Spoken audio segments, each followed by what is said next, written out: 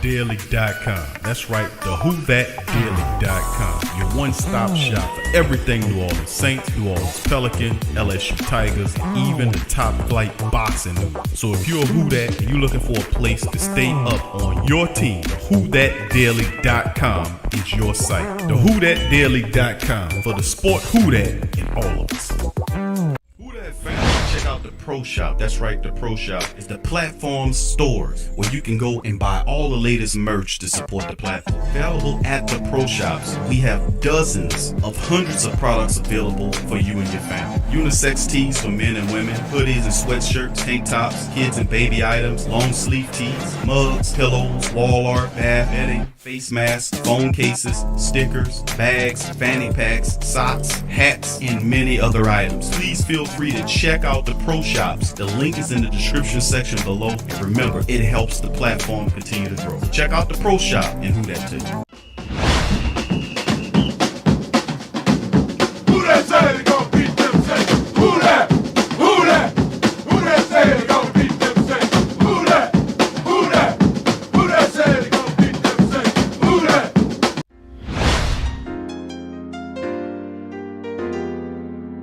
Yeah.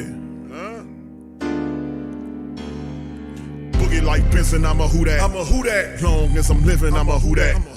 Lose or winning, I'm a Who That. Sports coma, yeah, this is where we do that. Where we do that, where we do that, where we do that, where we do that, where we do that, Boogie like Benson, I'm a Who That. I'm a Who That. Sports coma, this is where we do that. Where we do that. Welcome, welcome, welcome. Somebody please better help. Running this thing like Elf. I thank God every day I'm not a felt. Go to YouTube Live with Big Q and the guys. If you ain't ride or die, the bandwagon get flipped. Been marching in, that was way for the ring. I was yelling out your chain for the championship. Bucking on town, duck down. Falcons, pluck, get shut down. Panthers ain't much touchdown. The vision really belong to us now. So much hate on the Saints, you could probably tell. Ever since Bounty Gate hit the NFL, when things seem fishy, then you probably smell the crooked referees are Roger Goodell. Yeah, running like this, and I'm a Who That. Every day I'm living, I'm a Who That. Lose or winning, I'm a Who That. It's the sports coma, this is where we do that. Where we do that, where we do that, where we do that, where we do that, where we do that, Boogie like Benson, I'm a Who That. It's the sports coma, this is where we do that. You're listening to the Sports Coma with Big Q and the guys on the PRO Media Network. What's up, fam? Welcome, welcome, welcome. You're now rocking with the Sports Coma with Big Q and the guys, where we have intense, entertaining, and educating sport talk from your favorite sports fam. I'm Big Q. I'm in the building. Much love to the fam. Appreciate y'all joining me on this Sunday stream. Much love to the fam indeed. Much love. Good to see y'all, man. It's been about, 4 or 5 days since we did a stream. We took a quick break there, fam. I'm glad to see most of the family members are in of a building. Much love to the fam. Appreciate y'all. And Who That to you. And appreciate each and every last one of y'all for being in the live stream, fam. Much love to y'all. Appreciate you. All right, much love to the fam. Good to see everybody in the building. What's up, T Mama? How you doing, Queen? Much love to you. I hope everything doing good with you and the fam. Blessings upon you, and I hope you and the fam are well. Much love to you, sweetheart. Kai the Great, what's up, fam? Appreciate you. Smallville in the building. What's happening, brother? All right, big ups to the rest of the fam. Let's God's appointed one. Big ups to you as well. Much love to you, fam. Appreciate you. Brother Torrey Shepard Sr. Who that to you, Brother Torrey? All right, big ups to Mocha. What's happening, Mocha? Good to see you in there, fam. Appreciate you. Pelicans Nola, what's up, fam? Who that to you? All right, who else we got chiming in here? Who else there? Big ups to all y'all, man. Be kind. Be kind is in the building as well. Good to see all y'all, man, chiming in on this thing. Much love to the fam. What's up, Josh? Who that to you, fam? Appreciate you as well. And the rest. Listen, man, this is had to take a quick break, man. It's been a few days, man. I've been going ham at it, fam. But I had to take a break. Family stuff, and all this, all the good stuff outside. You got to kind of chill a bit. I knew y'all would understand, though. True Louisiana Mahudad to your fam says they all hate Louisiana and our teams. Just a few days ago, they tried to search hard to be negative about LSU Tigers and Brian Kelly, and we know how much they really hate and downplay the black and gold. Listen, let me tell you something. on our Tough Tiger Talk channel. Y'all know I'm an LSU guy. Tough Tiger Talk channel. We just released a couple of reports. One of them, which was saying that Brian Kelly is on a short leash. I was like, goddamn, he just got here. Brian Kelly, all he has to do is do what he did at other stops where he was everywhere that man went, he's won. So he has the recipe on how to win, and that's all we want. You know we got the best players in the country. We know we have the best resources in the country. We're in the SEC, the best conference in the country, and LSU is a mega squad there in terms of everything that we represent. We just want success to ride along with that. I can understand if you was a team that didn't have all those resources, had difficulty attracting the top recruits, that we can expect something like that to occur. But when you got a guy that's accustomed to winning, he's just going to do what he do, and then he'll be there for a long time as long as he wins.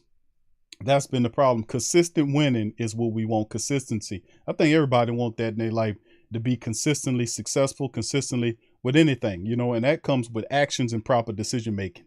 You'll make a mistake or two every now and again, but the majority of the times you win, and you know what I'm talking about. But thank you for that statement. What's up, KB? Who that to you, Queen?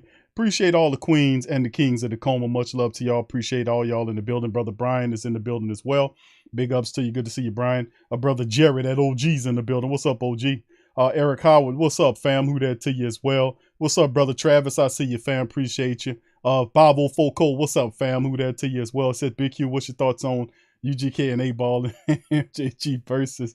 That's a good one, man. But how you gonna do a UGK when Pimp when Pimp is not here anymore? Rest in peace, Pimp C. I don't know how they gonna do. They gonna have an impersonator in there or something like that. But man, listen, man, that's a tough one right there, man. You don't get no difficult than that. But yeah, that's two really old school ones right there. UGK, I came up on that, man. Underground Kings and A-Ball and MJG. Space Age pimping my own rhyme, in my own mind. What else was that? Mr. Big. I mean, we go all the way back. Orange Mound, all that kind of stuff, man. That's old school, man. You know what I'm talking about? Yeah, man. I love both of those, bro. I mean, I think that should be like an even kill right there. That should be like split right there. I mean, they just two awesome groups, man. Just street legend groups right there, straight up, man. All right, thank you for that, fam. All right, Brian says, I heard that Michael Thomas is not ready yet, but he's coming along really good, might be ready for training camp. Dennis Allen said that he should be ready for training camp. Mike Thomas says that he'll be ready for training camp. He's been working out with Chris Olave, and I think they're just playing it safe. They're just keeping it trill, keeping it real, making sure everything is where it is right there, and just keeping it. But Mike's on, he ain't played in a couple years now. So the Saints don't want, they feeling like he's there. Michael Thomas is in his mind thinking he's there, but training camp is where they anticipate that he will be there. Now, once he gets to training camp, do you think it'll be a situation where he'll come out the gates with no restriction? We'll see. I think the Saints will take kind of an incremental step with Mike just to be on the safe side. That's what Jarvis is here. Thank you, Diego. Please appreciate you, fam, for becoming a member. Much love to Diego. Thank you, sir, for hitting that membership button and joining the team. Much love and respect to Diego. Thank you, my friend. Appreciate you, and welcome to the fam on that. Thank you, fam. And Diego, as a member, you get access to lock content that's located on our community page. If you go to the community page and scroll down, you'll see a lot of stuff there that you could be able to go through old shows. I mean, the TSC Q&A live, all that stuff, just a ton of shows that's available there. So thank you for hitting that membership button. All right. So, other big ups to the rest of the fam. We got Traquan Smith in the building. What's up, Traquan? Who that to you? All right. Big ups to you.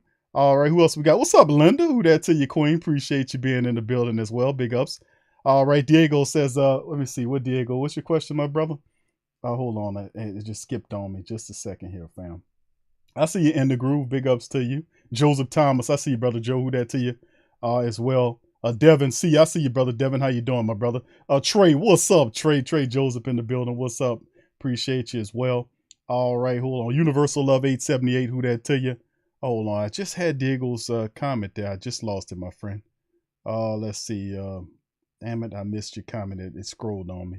Just ask it again, Diego, and I answer, my brother. I thought I had it. It just jumped on me. I'll find it. All right, so let's keep on going in this thing. What's up, MLW Fishing, man? Hello. Much love to you, my friend. Appreciate you for joining the stream as well. Marty Frost is in the building. Appreciate you, brother Marty, as well. T-Rob. What's up, T-Rob? Who that to you, brother? Bishop One Love. Peace to Bishop One Love as well.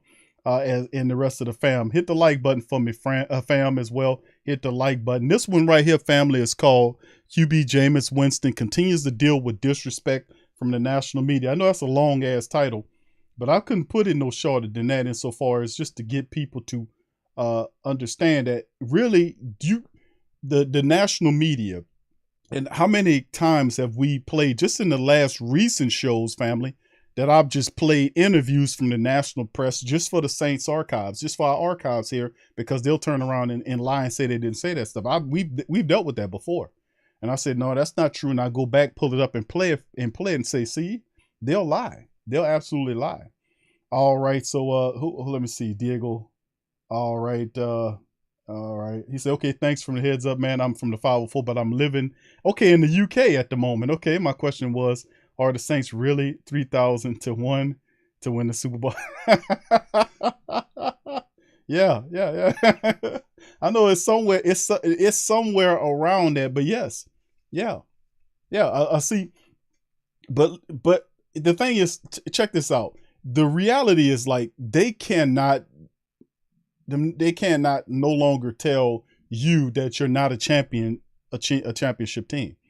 They can't do that to you no more, because they'll pivot in on the wide receiver room last year, because Coach Payton was relying on his young wide receivers to have to make the jump, which it was a little bit too much for him last year. And Coach Payton had several opportunities to improve upon the wide receiver room via trade. Remember the Darius Slayton thing, where they could have got Darius Slayton. There was another couple of wide receivers the Saints were interested in. They didn't pull the trigger on, and Coach Payton just stayed with his young wide receivers. Well, we didn't see the benefit of that last year with Michael Thomas, because a lot of people thought Michael would come back in the middle of the year, in which he had the setback, which benched him for the year. And the same thing happened to Will Lutz. So the reality is, they can no longer look at the Saints and say, oh, the wide receivers is the reason why you're going to lose. No, you got one of the top wide receivers in the draft, so you can't say that. And he's a deep threat, and he runs good routes, and he's a fantastic receiver who can catch. Plus, he's cool with Michael Thomas, who is also should be ready for training camp. And then Jarvis Landry was brought in as not only, I won't just say it as an insurance policy, but he happens to serve that role because a lot of his game is similar to Michael Thomas insofar as he's a slick route runner, catches everything you throw to him, really heady wide receiver.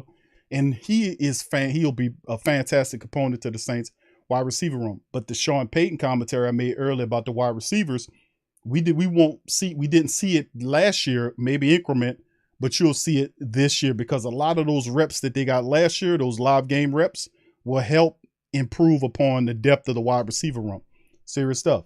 So yeah, it's somewhere around in there, Diego. And the reality is, they can't say that you're not a Super Bowl team no more. But what they can say and will say, and I've caught saying and have pointed it out, that they'll say the Saints are a championship team.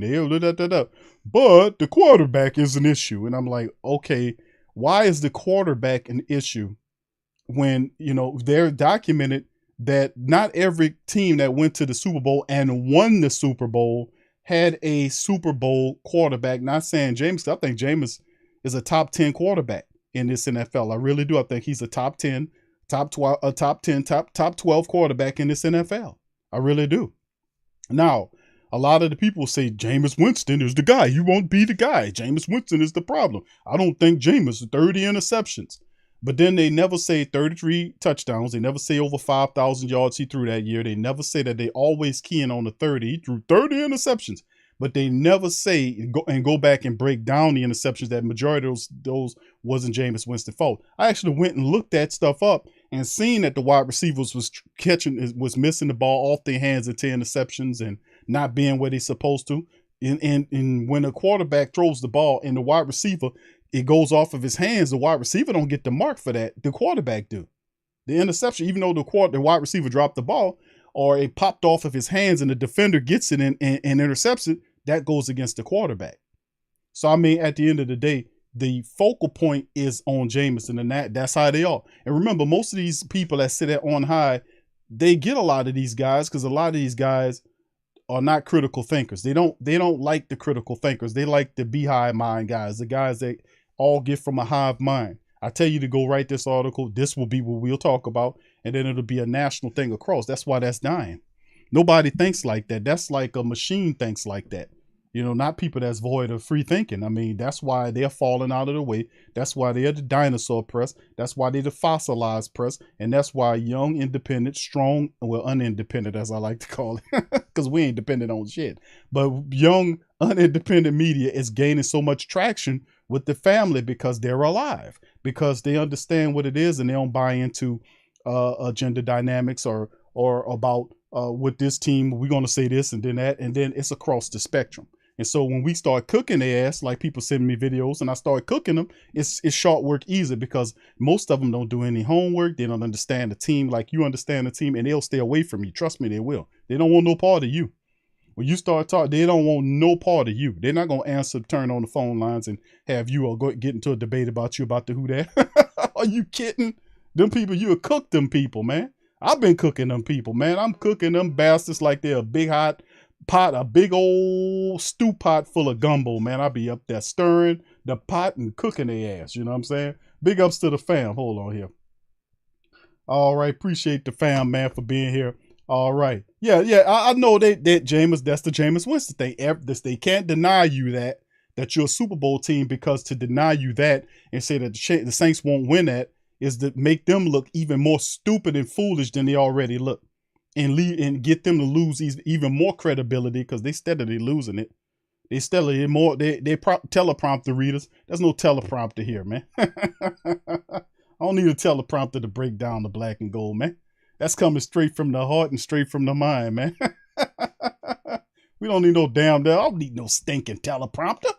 You know what I'm saying? I don't need nobody feed me no lines. This is coming from my heart and my mind, man, about the black and gold. Now, y'all know I'll screw up a name or two, but when I'm talking about facts and the history of the Who Dat Nation, bro, or respect to our opponents, man, we coming with that. I'm doing that that research, and I'm coming with that real deal. Holyfield, you best to understand. Big ups to the fam.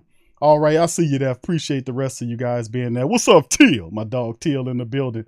Matt Pollard, what's up, brother Matt, as well. Lori, what's up, Queen? Who that to you? B. Thomas, Legion of Boom in the building as well. And big ups to all y'all, man. Thank y'all for joining me on this Sunday stream, man. I hope y'all having a fantastic weekend, man. Young City Nightward, I see you, brother.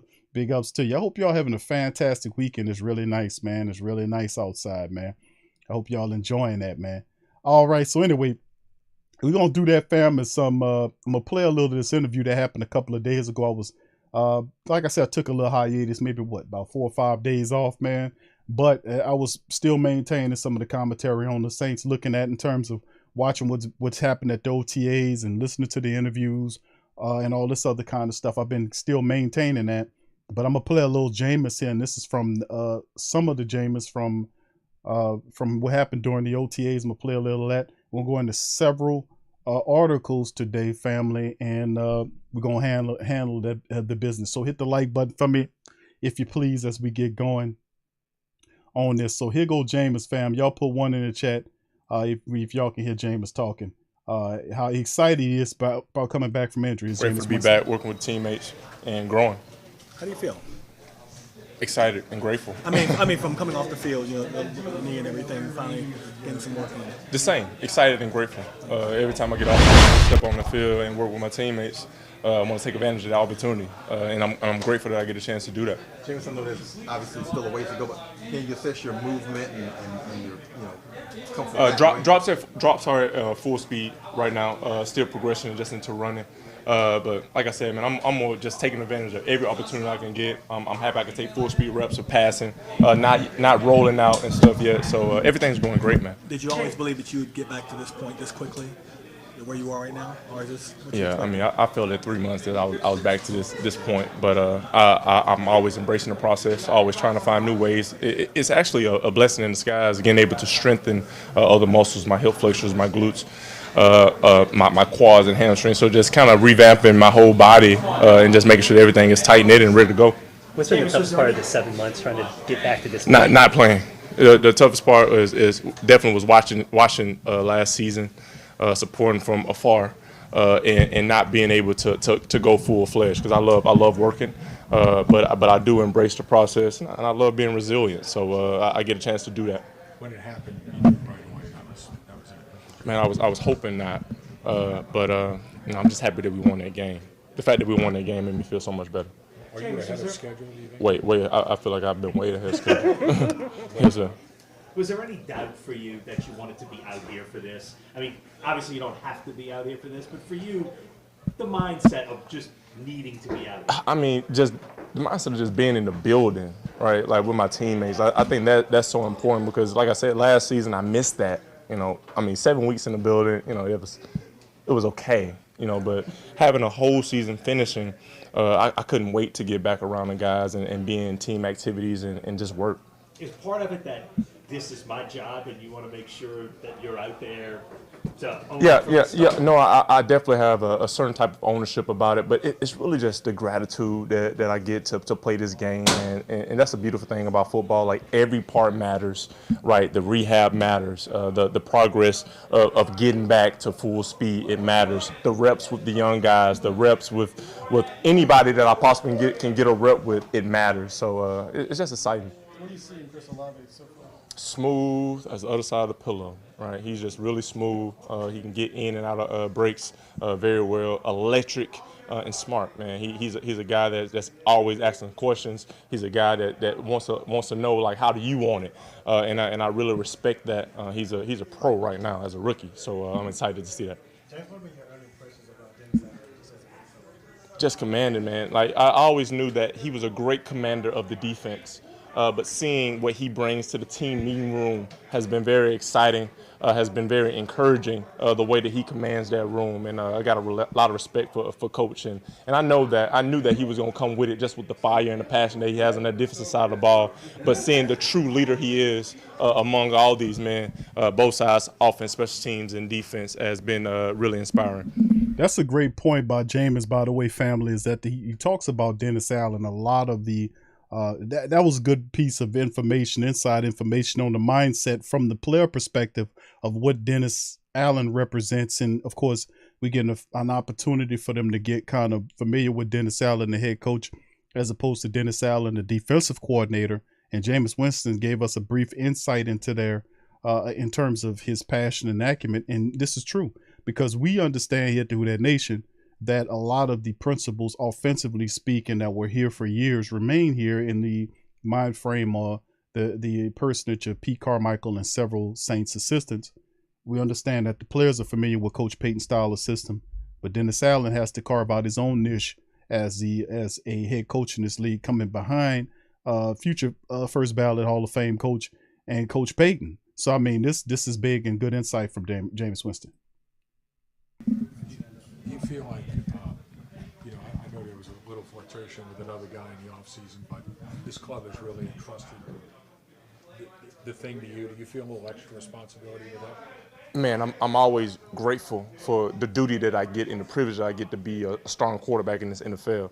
I'm grateful to be a part of this organization. I'm happy for the opportunity that was presented to me, and I look forward to really building on that opportunity and taking advantage of it. Great answers. Very decisive. It's simple. Get better every day. And that's the simplicity. Like understanding that the simple part of life are the things that you got to focus on, but they're also the most challenging things because you got different distractions. You got people that bring you this way. You got my own self-motivation that want me to be fast and want to be ready right now. But embracing this process and finding something to get better at every single day has been proven to work. So.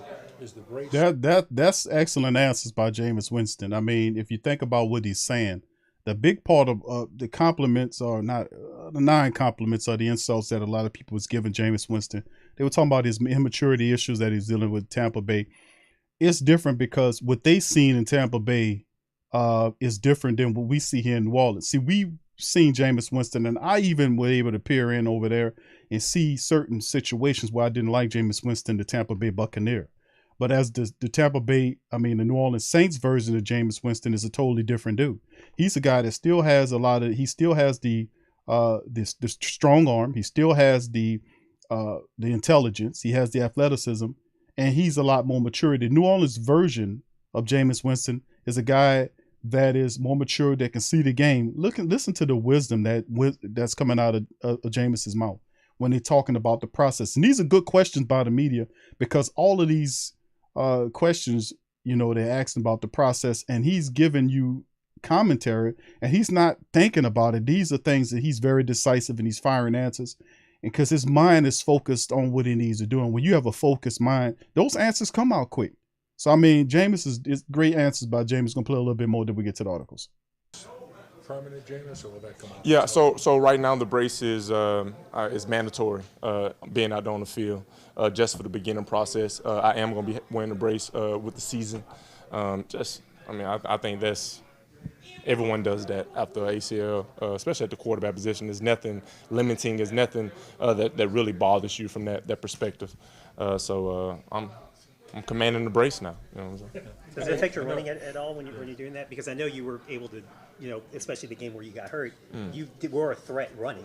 Does it kind of affect you a little bit? No, I think it helps me get more emphasis on my knee drive. You know what I'm saying? That's what I'm saying. Like, being able to rehab different parts, like my hip flexors. Like I never really worked on sprint mechanics before, but being able to get into rehab and work those type of things, I feel like it opened up my gate a little bit. There it is. Now, those things are improving this game, but definitely I love the answers that Jameis is coming with. Very decisive answers. Know what an ACL injury is like. At this point, what is it like for you? Is there scar tissue that has to be broken up? Was there So the biggest thing about my specific injury was the meniscus. It wasn't the ACL, MCL. The MCL actually healed on its own even before surgery, and the ACL, Dr. Neil Eltraz, he did a phenomenal job of it, and he does this for his life. So that was not easy for us, but it was a pretty simple procedure. But the meniscus repair has been the biggest limiter for me right now, in terms of moving, in terms of rolling out, in terms of certain movements that I'm not able to do just because of the timetable of the recovery. But my ACL is very stable. My MCL is very stable. Right now I'm building around and fighting with the meniscus. Is there a point where it might be easier, Good information. less painful to run versus walk? I'm sure. No, it's not. Right now it isn't painful at all. I'm just following protocol. Now, I still have to continue to work on my flexion and my range of motion, but the swelling is down. My range of motion is kind of similar to my right side, but it's just the feel, right? I just started running on the books last week, right? So that's been kind of a process for me, just getting back the gait, getting everything back in a fluid motion. That's true, Till. That meniscus is no joke, man. I know brothers have been dealing with that for a long time, man. And Jameis Winston is a young quarterback in the league, and you heard what he said about the ACL and MCL. And the meniscus is what he's talking about. The swelling's down. He's going through protocol. But according to what Jameis is saying, he's ahead of the schedule in terms of that injury. So good information here from this interview. Very good interview there as well. So let's get into it, family. Let's go ahead and move into to the show. Please hit the like button as we get right into it. And this article is coming by way of our friends at the Saints Wires. Chris Sims ranked Jameis Winston outside the top 25 quarterbacks for the 2020 season. It was also like, if you talk about the Madden game too, like if you're a Madden guy, like most of us are, I had the Madden since they first came out, man. Every year since they've been out, I've had that damn game. But anyway, yes, the Jameis, and this goes into what Chris Sims saying, the Madden game had him ranked very low as well. So the disrespect continues even virtually. Your damn video game Jameis is not getting respect either. But this is from dumbass Phil Simpson, who ranks Jameis Winston outside the top 25 quarterbacks. You know, his show is called Button Up, but maybe it's choking him, kind of cutting off his oxygen to his brain or something. I don't know what's going on. But here's Dalen Sanders covers what Chris Sims talked about Jameis Winston. This is part of the hate situation that's going on nationally now. Phil Simpson's ranked Jameis Winston. Now granted, Phil Simms' son never was shit as a quarterback. Let me just keep it real. When he was at the University of Texas, Major Applewhite was kicking his ass. See, so Phil, he got everything he got by way of the fact that his father is Phil Simms, the Hall of Fame former Giant quarterback. But Phil Simms' son never was hitting on nothing. He never was hitting on nothing. He wished he was the quarterback Jameis Winston is. But anyway, he ranks him outside the top 25 for the upcoming season. This is from Saints Wire. Every year, former NFL quarterback Phil Simms' son, I won't even honor by saying his name, reveals his list of the top 40 quarterbacks in the league. It has come time for this again this year, and the Saints quarterback Jameis Winston's low-ranking position on the list has been revealed. From the 2020 season, Winston was listed as the 26th best quarterback in the NFL. This is one spot lower than his 21 ranking, which listed him as 25th. Thank you, Shogun. The Shogun is just subscribed. Thank you, Shogun, for hitting that subscribe button, and welcome to the fam. Thank you, fam. All right, so coming off an injury, I understand the trepidation, but other than that, I do not see any reason why Watson ranking should have dropped. Before his injury, he was showing a good understanding of the offense and adjustment to the team as a leader. He was doing a better job protecting the football and executing more efficiently in the red zone. Now he has a much better group of receivers to work with, which should make things even easier for him. Remember, family, Jameis Winston never had Mike Thomas, right? When he was playing last year, Mike was unavailable. Mike was still rehabbing, right? So we had mostly a lot of young wide receivers. We know this. But with that young wide receiver play in the tight end room, well, we had what? The tight end room was, up and down as well. So yeah, you can't really say that he had just a lot of young guys there. We didn't have nearly the talent that we had in previous years. That we had young guys that were still learning how to play the position under pressure. So, but with that, Jameis Winston went 5-2 as a quarterback. He still had top ratings in his QBR and all kind of stuff. The accuracy as well. And then you look at his touchdown to interception ratio, 14 TDs versus 3 interceptions in 7 games. You see what I'm saying? So through 7 games, he was 5-2 as a starter. If he would have stayed healthy, I told you, Jameis Winston would have been one of the best quarterbacks in the NFL last year. Thank you, Kurt, for real, for hitting the subscribe button. Thank you, brother Kurt. Much love to you, fam. Appreciate you and welcome to the fam. Thank the Shogun and Kurt for real and Diego for chiming in. All right, so this is a big part of the hate mantra that's headed toward Jameis Winston, where there's no real serious logical reason why low placement of Jameis should even be in this stuff. They're just doing it just off GP because they're considering him still Jameis Winston, the Tampa Bay person. It's a differentiation. Like I was saying this before, Jameis Winston, what he was in Tampa Bay is not what he is in New Orleans. I had to keep saying that. Even the Tampa Bay people, who you know him as the quarterback of your team 3 years ago, is not the same dude he is here. He came to QB University and learned the position, the mechanics, and the thought process, how to be a professional quarterback from here. He came to school here on a cheap deal. He paid $1 million because he really could have got more. He had a cheap contract the first year here, set as a third-string quarterback. The second year, he had to play behind Taysom Hill for the job. And then, of course, his first year, you know what I mean? He had to sit behind Drew, and then we had to go do this thing with him. And then when when Drew got hurt and Taysom and then all this kind of stuff, and then Jameis finally gets an opportunity to step in there, then, he gets hurt, 7 games in the season. So what I'm saying is they can't make the difference between the two of Tampa Jameis and New Orleans Jameis. It's a difference. There's a difference. Tampa Bay Jameis was immature. He was doing that Uber stuff. He was doing all that weird shit off field. Immature, just really simple, stupid things that he was getting caught up on, right? When he came to New Orleans, all that stopped because he realized that he was at a certain age of his development and that if he didn't get it right here, then he would squander a lot. So he started taking the game a lot more serious. He sat behind the first ballot Hall of Famer, and Drew that taught him how to, the protocols, how to be a professional, a Hall of Famer. And he took that serious. He learned from Coach Payton the principles in this QB-friendly system. And Jameis, of course, one of the things that we noticed from Jameis games last year is that we were saying, come on, Jameis, pick up the pace. He was trying to get the pace of the game, but he was learning it. But remember, he was yanked out of there by a dirty hit by a Tampa Bay Buccaneer player that pulled him down and tore him up for the season. So, they can't make the differentiation. Anyway, let me finish up on this, fam.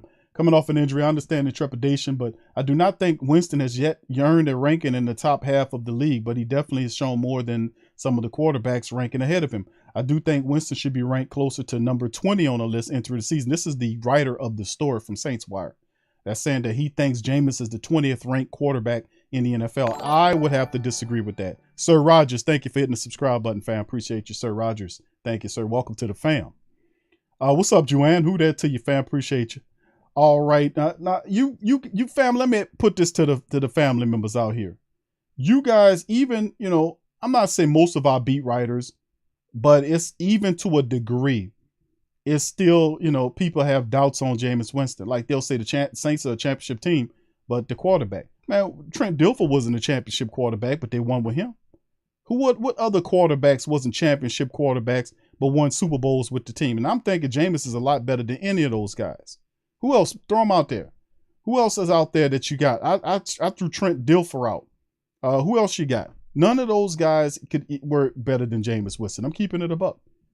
Who out there? You don't need to be a championship quarterback to lead a championship team to the Super Bowl. You don't need that. You just don't get in the way of the team. And I said this before. Jameis plays like he did last year. The Saints go back. They're going to the Super Bowl. Simple as that. Because he was on par for a 30+ touchdown season. He was on par for over 4,500 yards. I don't know if he would have got 5,000, but he got close if the guy wouldn't have hurt him. But let me ask this to the family member. What do you guys think about the ranking? Where would you put Jameis Winston at if you rank Jameis today, family? Right, Trevan. Nick Foles. Exactly, Walter. Yeah, Walton says Joe Flacco. Right. Yeah, right. I'm saying Brad Johnson. You see, Jameis Winston is better than those guys, right? Jim McMahon, right. Chasing precepts. All right, Doug Williams, I don't know, but Phil Simms' son, Dada. Jeff Hostler, that's right. Right, Nick Foles, right. So, yeah, he says Jimmy G. So I'm saying, where would you guys, okay, Joker Saint says top 15, thank you. Lori says 10. Jerry says number 1. Where would y'all place Jameis at, realistically speaking, besides our Jameis love? We love him. I know Sir Rogers, top 15, easy. I said top 12. Inside the top 12. I put him inside the top 12 quarterbacks in the NFL. You can even make a case for him being top 10. Linda says top 15. So, I mean, you don't need, what's up, Colorado? You don't need to be a championship quarterback to lead a team to the Super Bowl. History has already said that. So, at some point, we're going to have to get that. But people ranking him, the writer thinking Jameis is the 20th best quarterback in the NFL. Well, who are the other guys that are better than Jameis Winston? And from which are you pulling this from? I don't understand. Zach Wilson being ranked. Zach Wilson, now this is the quarterback of the Jets, was ranked 22nd, and one choice that I heavily disagree with. So the guy got Zach Wilson ahead of Jameis Winston. Do y'all know who Zach Wilson is? That's the quarterback of the Jets who stunk last year. He's a young quarterback in the league. He's going to get better. But right now, you mean to tell me that he's better than Jameis Winston right now? Really? Thank you, Bishop One Love, for your cash app, brother. Says, for enjoying week in Miami, 19th anniversary. Okay, happy anniversary to you, Bishop One Love. You and your queen, man. Happy anniversary in Miami, baby. 19th. Beautiful, man. Let's thank brother Bishop One Love, man. Happy anniversary. Happy that anniversary to Bishop One Love. Him and his queen of 19 years together. That's beautiful, man. Absolutely wonderful. All right, so a lot of this. Yeah, Zach Wilson, GM Kev. What's up, bro? All right, Kendall says, nope, he's top 15. Okay, top 15 there. Top 10 says my dog Till. T-Rob says 8. All right, so I mean, we there. But fam, they said this, Phil Simpson says Zach Wilson is number 22 on that list. The rookie finished with 9 touchdowns against 11 interceptions. And you mean to tell me that guy had 9 interceptions, excuse me, let me do this right, 9 touchdowns and 11 interceptions. But yeah, we're going to just put him on top of Jameis Winston at 22, which is 3 spots better than what Jameis Winston is. For real? So, I mean, it goes to show you at some point, even our local guys, some of them, not all of them, think like this, but most of them say, well, Jameis is 20th ranked. I don't know if they just watching and just going off of what Madden says, but this is the type of stuff that you're going to hear during the training camp period into the season. even when Jameis Winston is winning games, because they were still talking shit about Jameis when he was still winning games. They were still talking. And remember, it's an adjustment period that you're going to make when you get in the game. It's an adjustment period when you pick up another offense. Now, even though Jameis was exposed to it, it's a different effect when you're holding a clipboard versus you actually in there going through the rotations and finding out, you know, where you're going to go with the ball and your progressions and all that. That's a big part of it. You don't improve upon that. That's something that you have to actually get on the field of play and live game reps to actually do. Practice is one thing, it helps, but live game situations is where you're going to develop. And you can't take that away from Jameis Winston. Has a lot of experience in being out there on the field. And I'm telling you, the Saints just protect Jameis. He got the best wide receiver core that he's ever had and talent all the way around him. The Saints are going to the Super Bowl. Back it, put it down, write it, put it in the vault, nail it to the wall. The Saints going to the Super Bowl with Jameis Winston at the quarterback position with everything that they piled up. We all knew it could happen. We thought it'd be next year when they'll make the jump. Dennis Allen said, to hell with that. Let's swing for the fences. And look what the Saints have put together here. They just so engulfed with stupidity and ignorance all at the same time that they can't see past their own foolishness. It's ridiculous. Eugene says not only QBs that aren't championship caliber, they have won rings. Let's expand this to a QB who's got to the big game but lost. Guys like Jared Goff and folks love to hate Kaepernick did it. Yeah, good point, Eugene. When you talk about guys that get to the big game, this is true. This is true. This is very true. Yeah, it's a lot of them. Rex Grossman, somebody threw in there.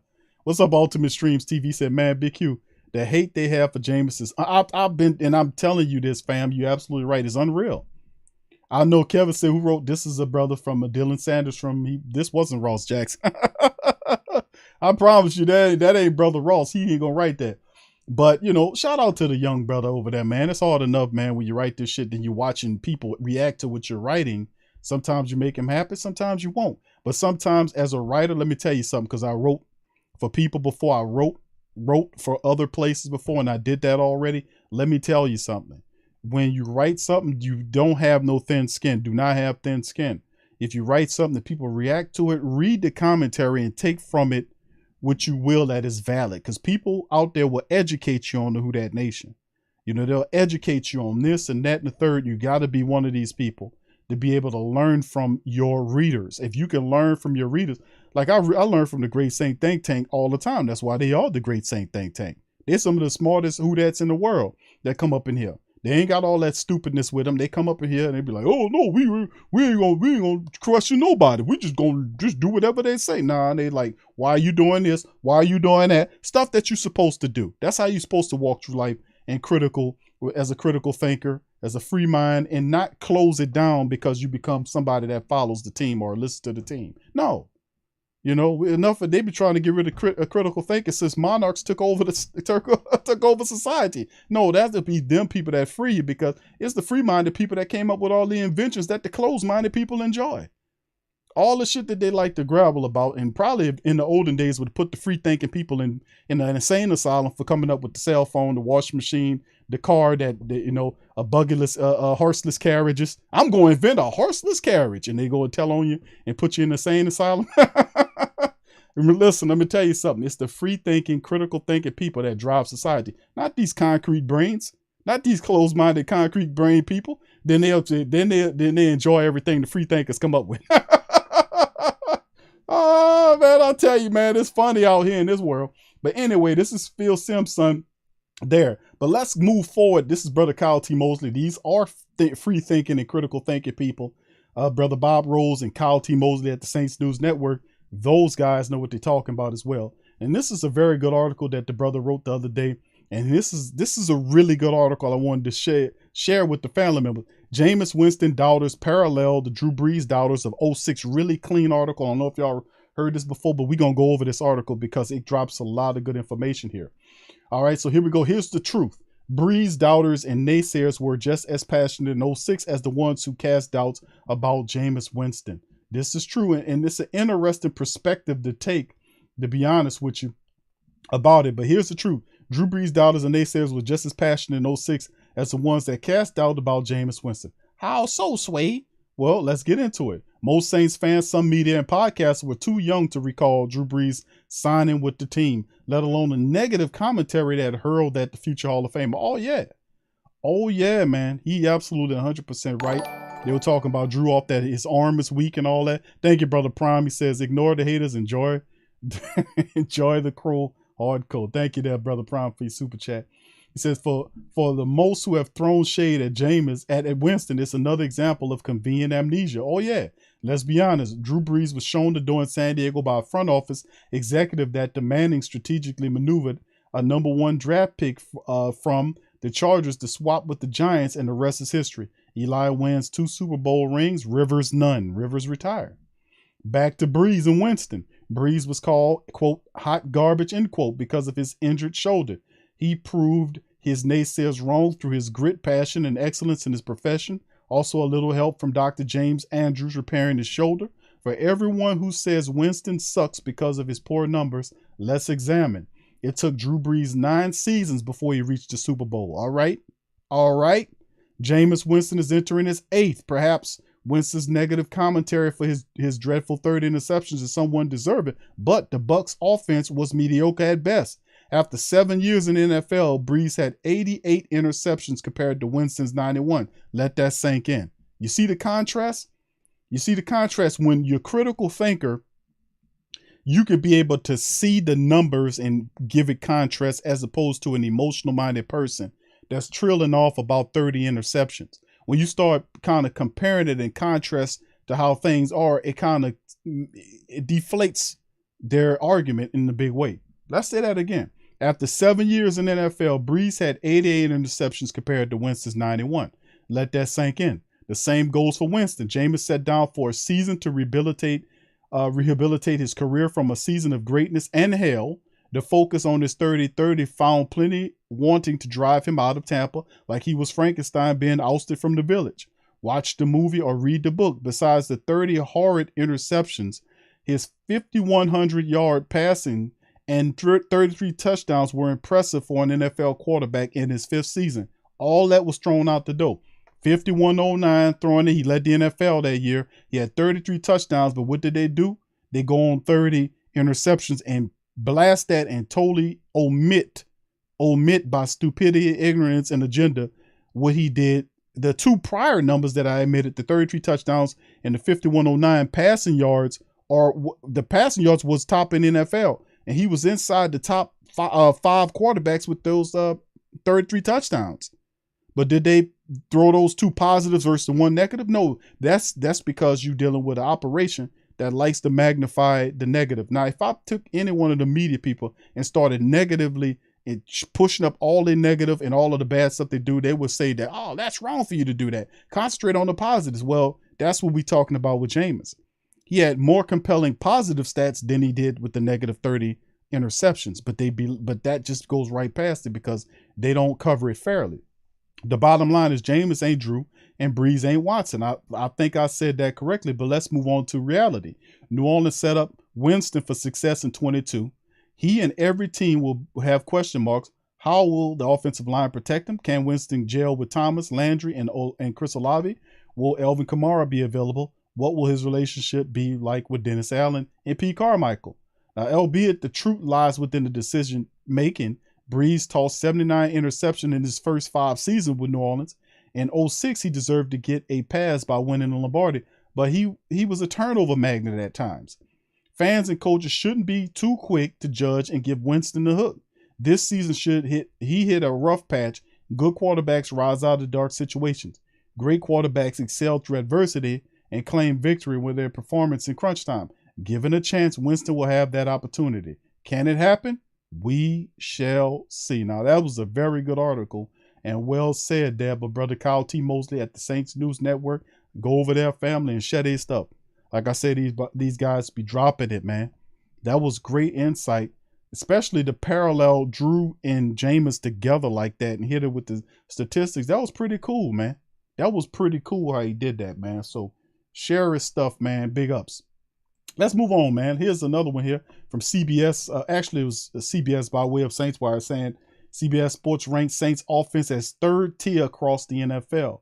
Let's get into it. The caution that the national media has and had with examining the Saints offense is easy to understand. A majority of the observers still aren't convinced that Winston is the guy for the franchise. Coach Payton is gone. Offensive coordinator Pete Carmichael is left with most responsibility he's ever had in his 22-year NFL career. I think he's ready. Those worries are conveyed in the recent CBS Sports offensive rankings, where the Saints were placed in the third tier among the NFL offenses. They were placed as 16th best offense overall in the league, placing them directly in the middle. Why? Let's see.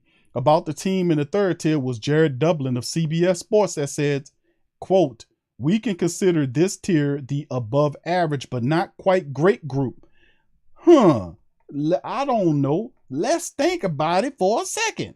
Number one is this. Any offense, you have a healthy Mike Thomas. You draft Chris Olave, who's one of the top 3, top 5 best wide receivers in the draft, depending on who you ask. And then you add Jarvis Landry to the wide receiver core. You would be ranting and raving and calling them a top 5, top 10 offense, except for the Saints. How are they excited about everybody else? Njoku gets his deal with the Cleveland Browns.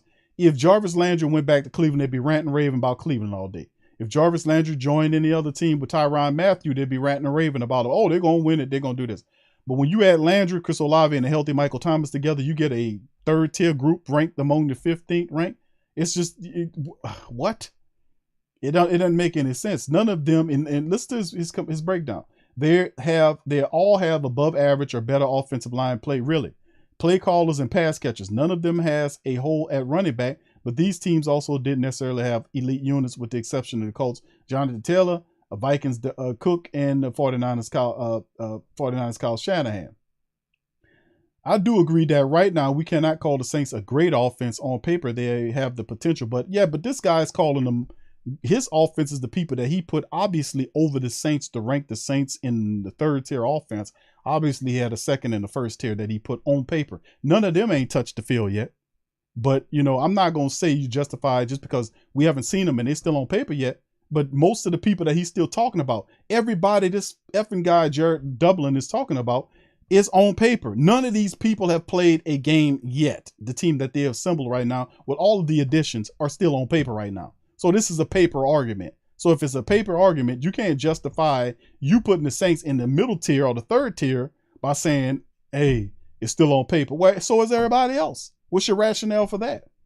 So, but it has to play out before anyone can say definitely. I would also agree with not calling the running back room elite. Kamara is there and he himself is an elite running back, but outside of him, it's questionable. Ingram was a fan favorite, but he'll be third tree before the playoffs begin. The Saints could need another player near the bottom of the depth chart to show out this season. Among the rest of the NFC South, the Buccaneers are listed as the best offense in the league, of course, with Carolina and Atlanta Falcons placed in tier 5. The Panthers are ranked third, and uncertain as things may seem, New Orleans is better underrated than ruled out altogether. So, of course, the Tampa Bay Buccaneers are rated as the top team in the top tier in the offense. Never mind the fact that the Tampa Bay Buccaneers both have wide receivers that are coming off of major injuries.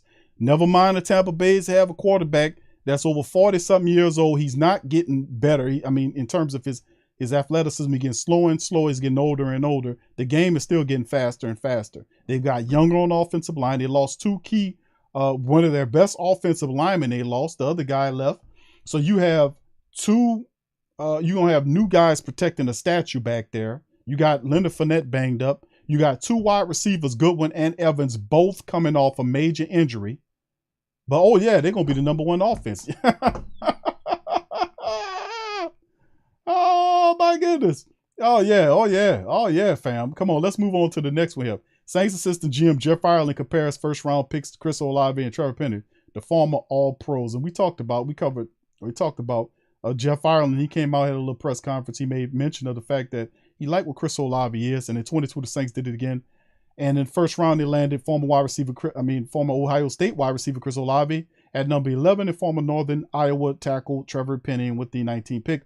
When you hear Saints director of college scouting Jeff Ireland for president, pro player comparisons for the first two players, you understand why they seemingly moved heaven and earth to get them. Olave, 6 foot, 187, ran a 40-yard dash in the 4.39 sector after racking up 163 catches for over 1,100 yards, 32 touchdowns in 3 seasons as a starter.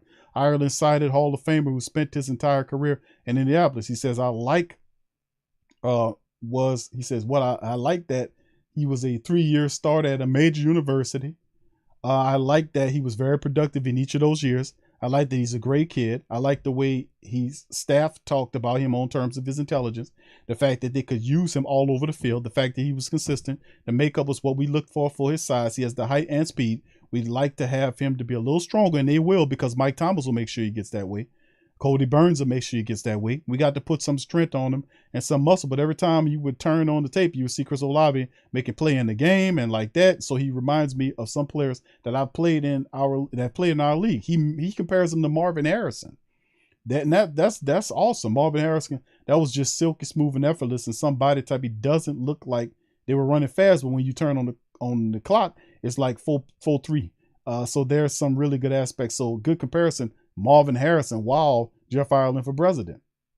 So that'll be pretty cool. And of course, Marvin Harrison made 8 Pro Bowls, 3 All-Pro first teams with 5 All-Pro second teams, led the league in receptions and receiving yards twice, and at one point had 4 consecutive seasons with 100-yard catches for 1,400 yards, 11 touchdowns.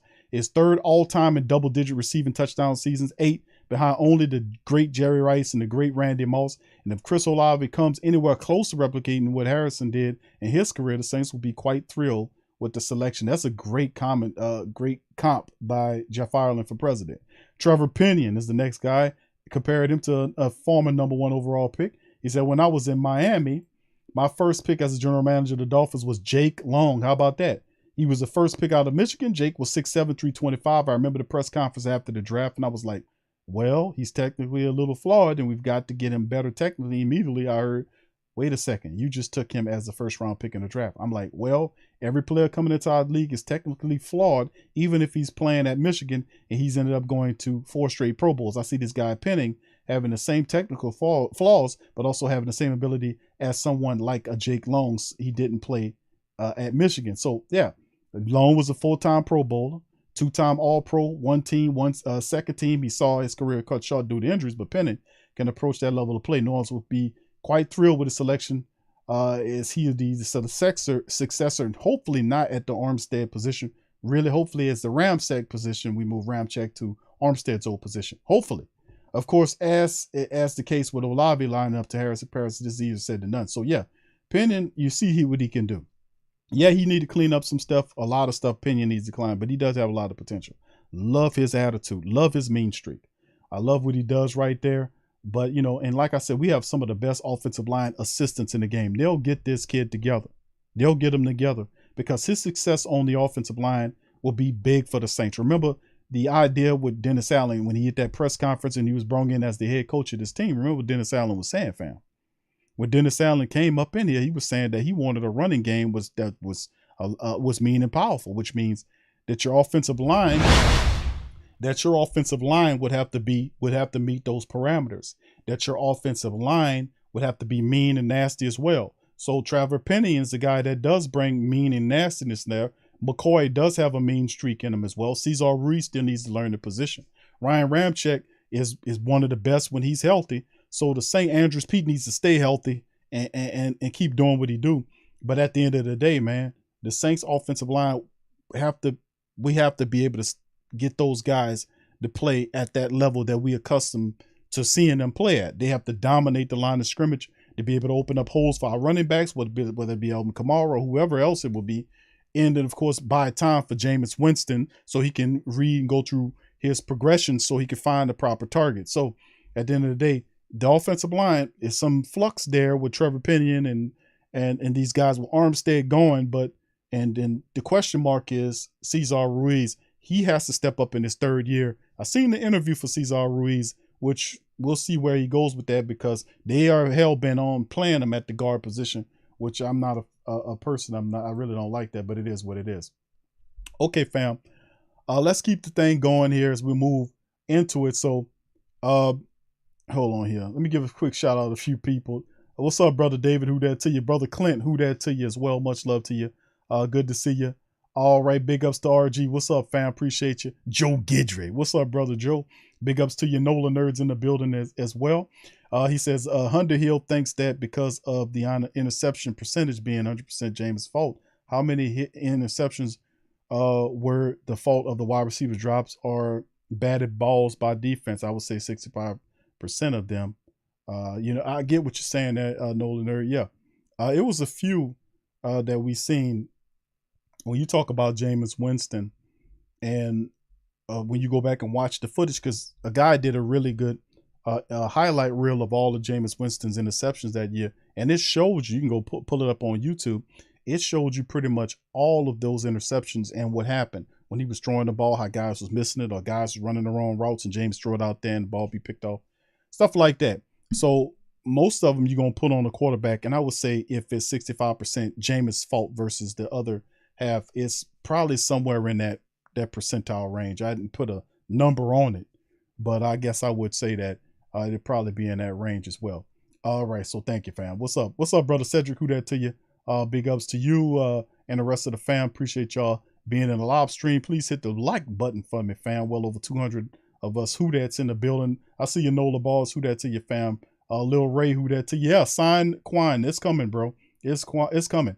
Sensational Gent, who that to you, fam? Appreciate you.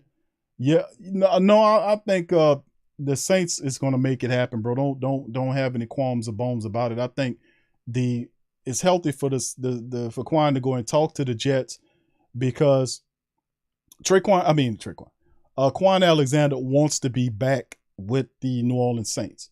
That's a foregone conclusion. What's going on right now is that you need a offer so you can counter offer off. He's an unrestricted free agent. You won't see a lot of, I guess, interest pick up with him until close to training camp. So when that period of time comes for the Who Dat Nation, for the Black and Gold and Mickey Loomis, then those guys are turning to Quan and say, well, whatever situation that happens, let us know what the contract is going to be, and then we'll see if we can match it. And they know that's why they letting them play, letting the market dictate his value, because the market is favorable for the Saints. So the Saints do have the money. They can sign Quan Alexander. I expect them to sign Quan Alexander. I think this will more than likely be the last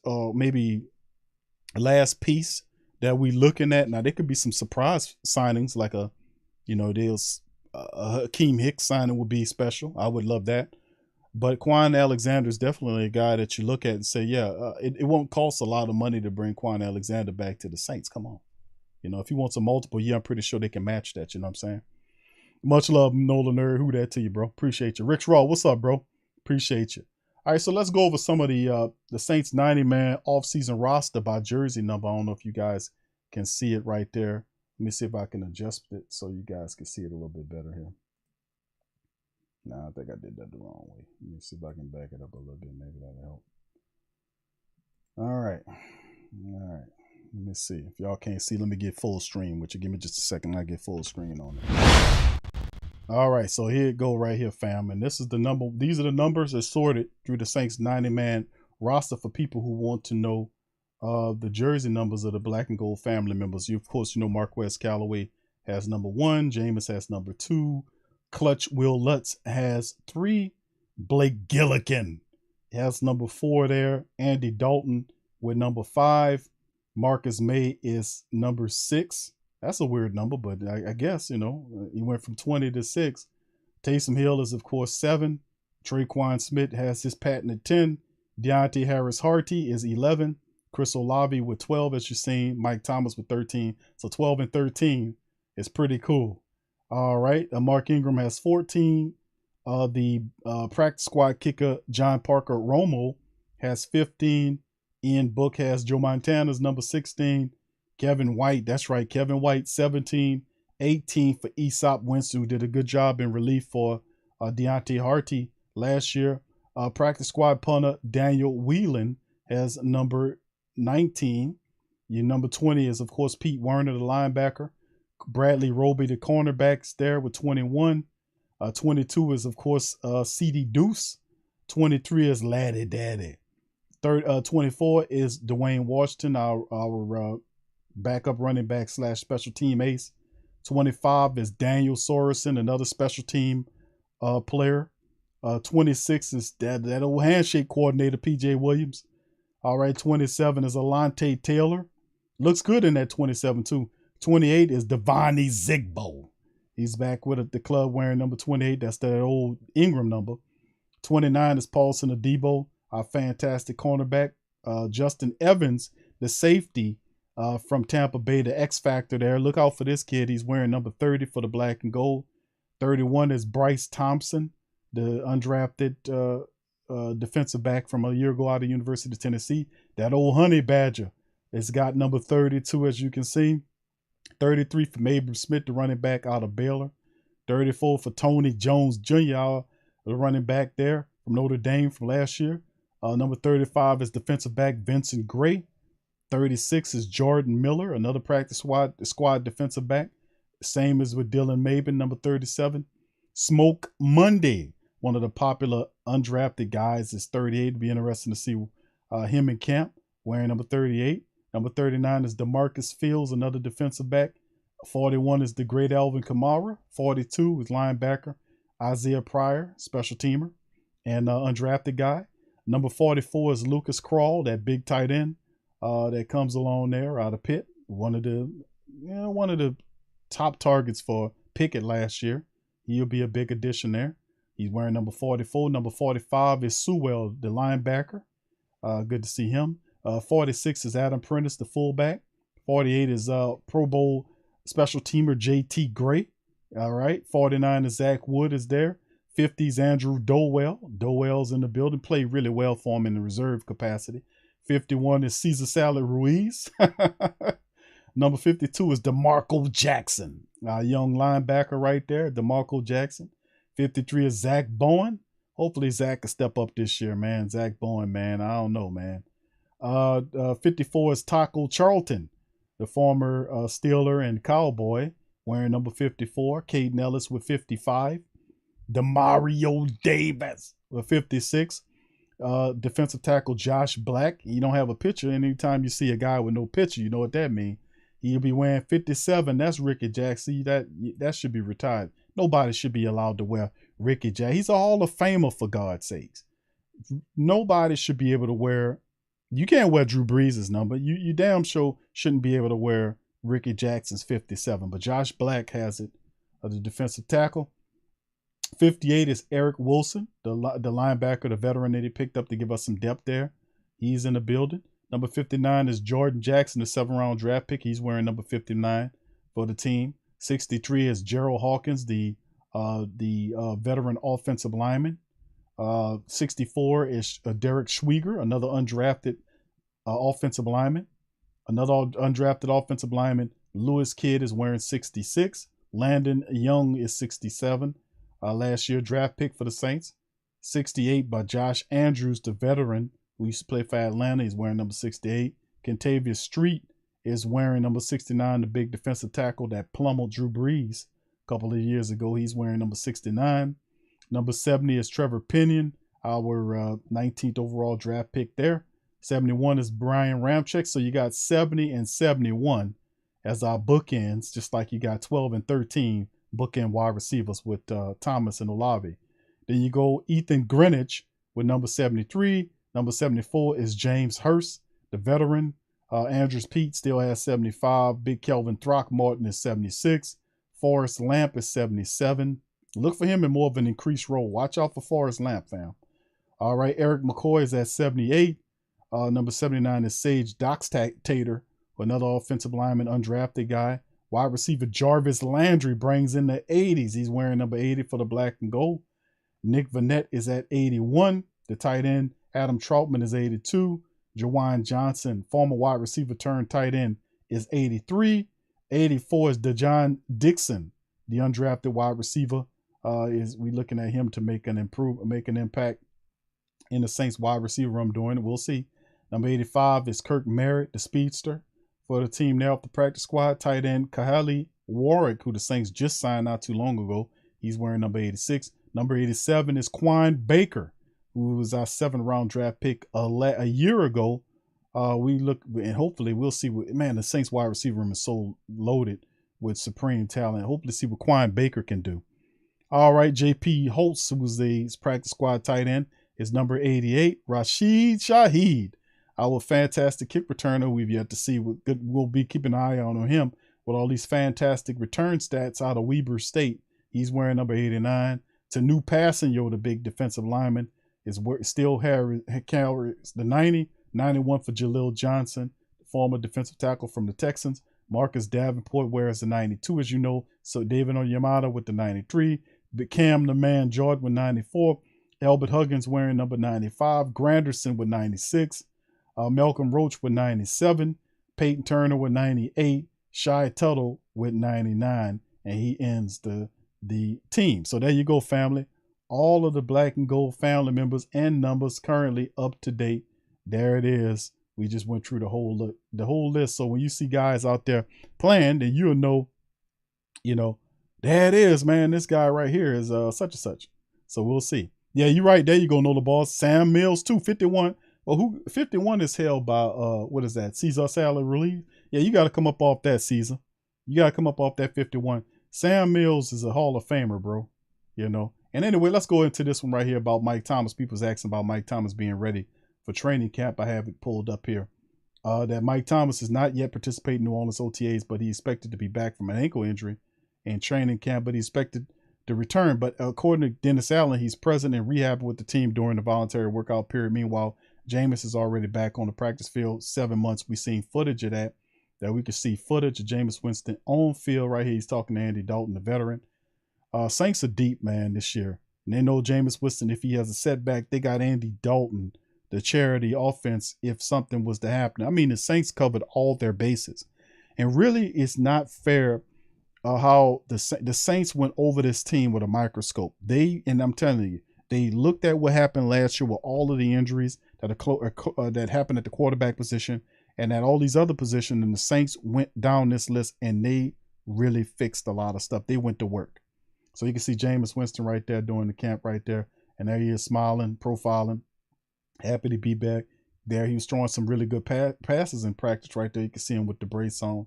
So it's good to see Jameis Winston back in the saddle for the black and gold. So, yeah, and of course we talked about that in the show. You heard him mention a lot of the stuff. He said, I think he's doing well in the rehab. This is Dennis Allen. Asked him about it. He's not ready yet, but he's here. He's rehabbing. He's getting himself better, and we're certainly anxious to get him here. I know that he's working his tail off to get himself back, and we feel good about where he is right now. So the Saints are definitely going to have take a little time. And when asked about Michael Thomas, this is what he said as well. He will be ready for whether or not he'd be ready for camp. Allen said that's our plan. If I had a crystal ball, I could tell you all these things. I'd probably be making a lot more money and doing something different. Allen said, but yeah, our hope is that he's going to be ready to go to training camp. So that's what we're pushing for. So he's already working out. And Mike Thomas's goal is to be there for training camp. So is Jameis Winston. This year means a lot to the Saints organization, to be honest with you, that it means a lot to the black and gold. Just keep it real with you. A lot of this means a lot to the black and gold for them to ultimately be in a position where they win a championship. And this is the truth. This is the truth. A lot of people feel like, especially Mike Thomas, they say it's time, man. It's time for the Saints to get another one. We are stacked to the gills with talent, and we're looking for some great things to happen in the Who Dat Nation, man. So you see Jameis through the pass and everything, so we good. So let's do a recap, family, if we will. All right, Chris Sims ranked Jameis Winston at the outside of the top 25 quarterback position as part of the name of the title of the show. QB Jameis Winston continues to deal with disrespect from national media. This is par for the course. Great article by Couty Mosley breaking down the differences between Drew Brees and showing the numbers, and also kind of giving the family members an understanding of what it takes to win in the game. Good article right there. Then another one about CBS putting the Saints offense way down and then elevating. Of course, the Tampa Bay Buccaneers, the first place once again. You tell me if that makes any sense. We also covered the article by Jeff Ireland for president, talking about and making comparisons to Chris Olave and Trevor Pinion, comparing Pinion to Jake Long and Chris Olave to Marvin Harrison. Remember, Marvin Harrison, before Michael Thomas took the record, he owned that wide receiver, that single season wide receiver catch record was Marvin Harrison. Had that thing up there for like, 15 plus years? Had that record until Mike took it down several years ago. and he took it down and set the damn record. That record won't be caught for another 20 years. Watch. And of course, we talk about the 90-man all-season roster jersey number thing, and then we went over New Jersey with the Saints. Michael Thomas, expect him to be ready for camp. So very positive, man, no matter how you slice it. Here, the black and gold is looking pretty good, man. Aren't they? This is a situation where the Saints are headed to a Super Bowl appearance. I mean, isn't it not even more clear? But I would rather the national media stay right where they are and continue to do what they're doing. I would want them to stay there and continue to do that, because anything else would be I don't want them on our side. I don't want them on our bandwagon. But I promise you one thing: when you start smacking them teams down that they thinking that are better than the Saints, they're going to start growing, showing some credit. But then again, remember what happened last year. Saints came out and smacked the bloody blue blazes out the Green Bay Packers. I mean, bad.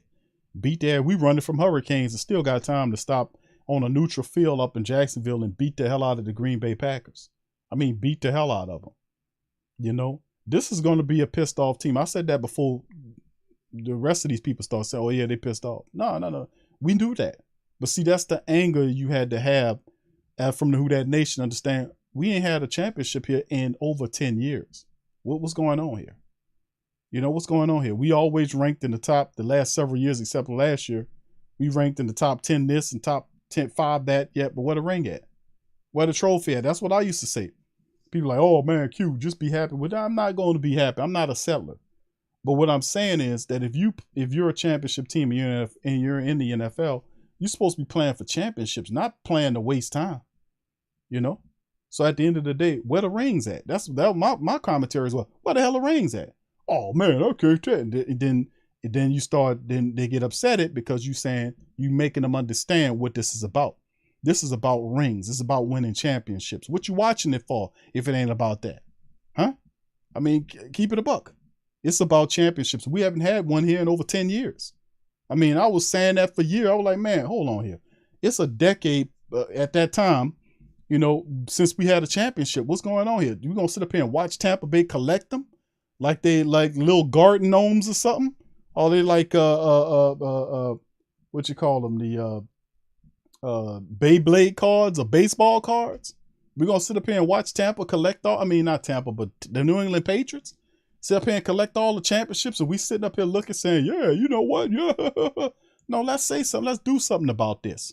Let's make our presence felt. And even though I don't give a rat's ass about the national media, I really don't. I don't. And actually, and they actually falling off quicker than what they realize, because people really don't like fake plastic people. They don't. People like real people. They like real things. They like, if I have a GMO fruit on this side and an organic one here, which one you gonna eat? Oh, give me the genetically modified one, Q. Never mind the fact that you could probably kill me. But at the end of the day, what I'm saying is that we playing for rings, and you can see that's the mentality the team is taking on, because they pissed off. What we been waiting for? Let's swing for the fences. Let's add to our minuses with pluses. Let's put that there, and that's what the Saints did. They have a pissed off mentality. The coach, people saying that he won't be able to win. He's going to be the same coach. This is how stupid people are, blind and dumb they are. They thinking Dennis Allen, the same coach that was when he was coaching the Raiders. The same situation. Totally different. Like night and day.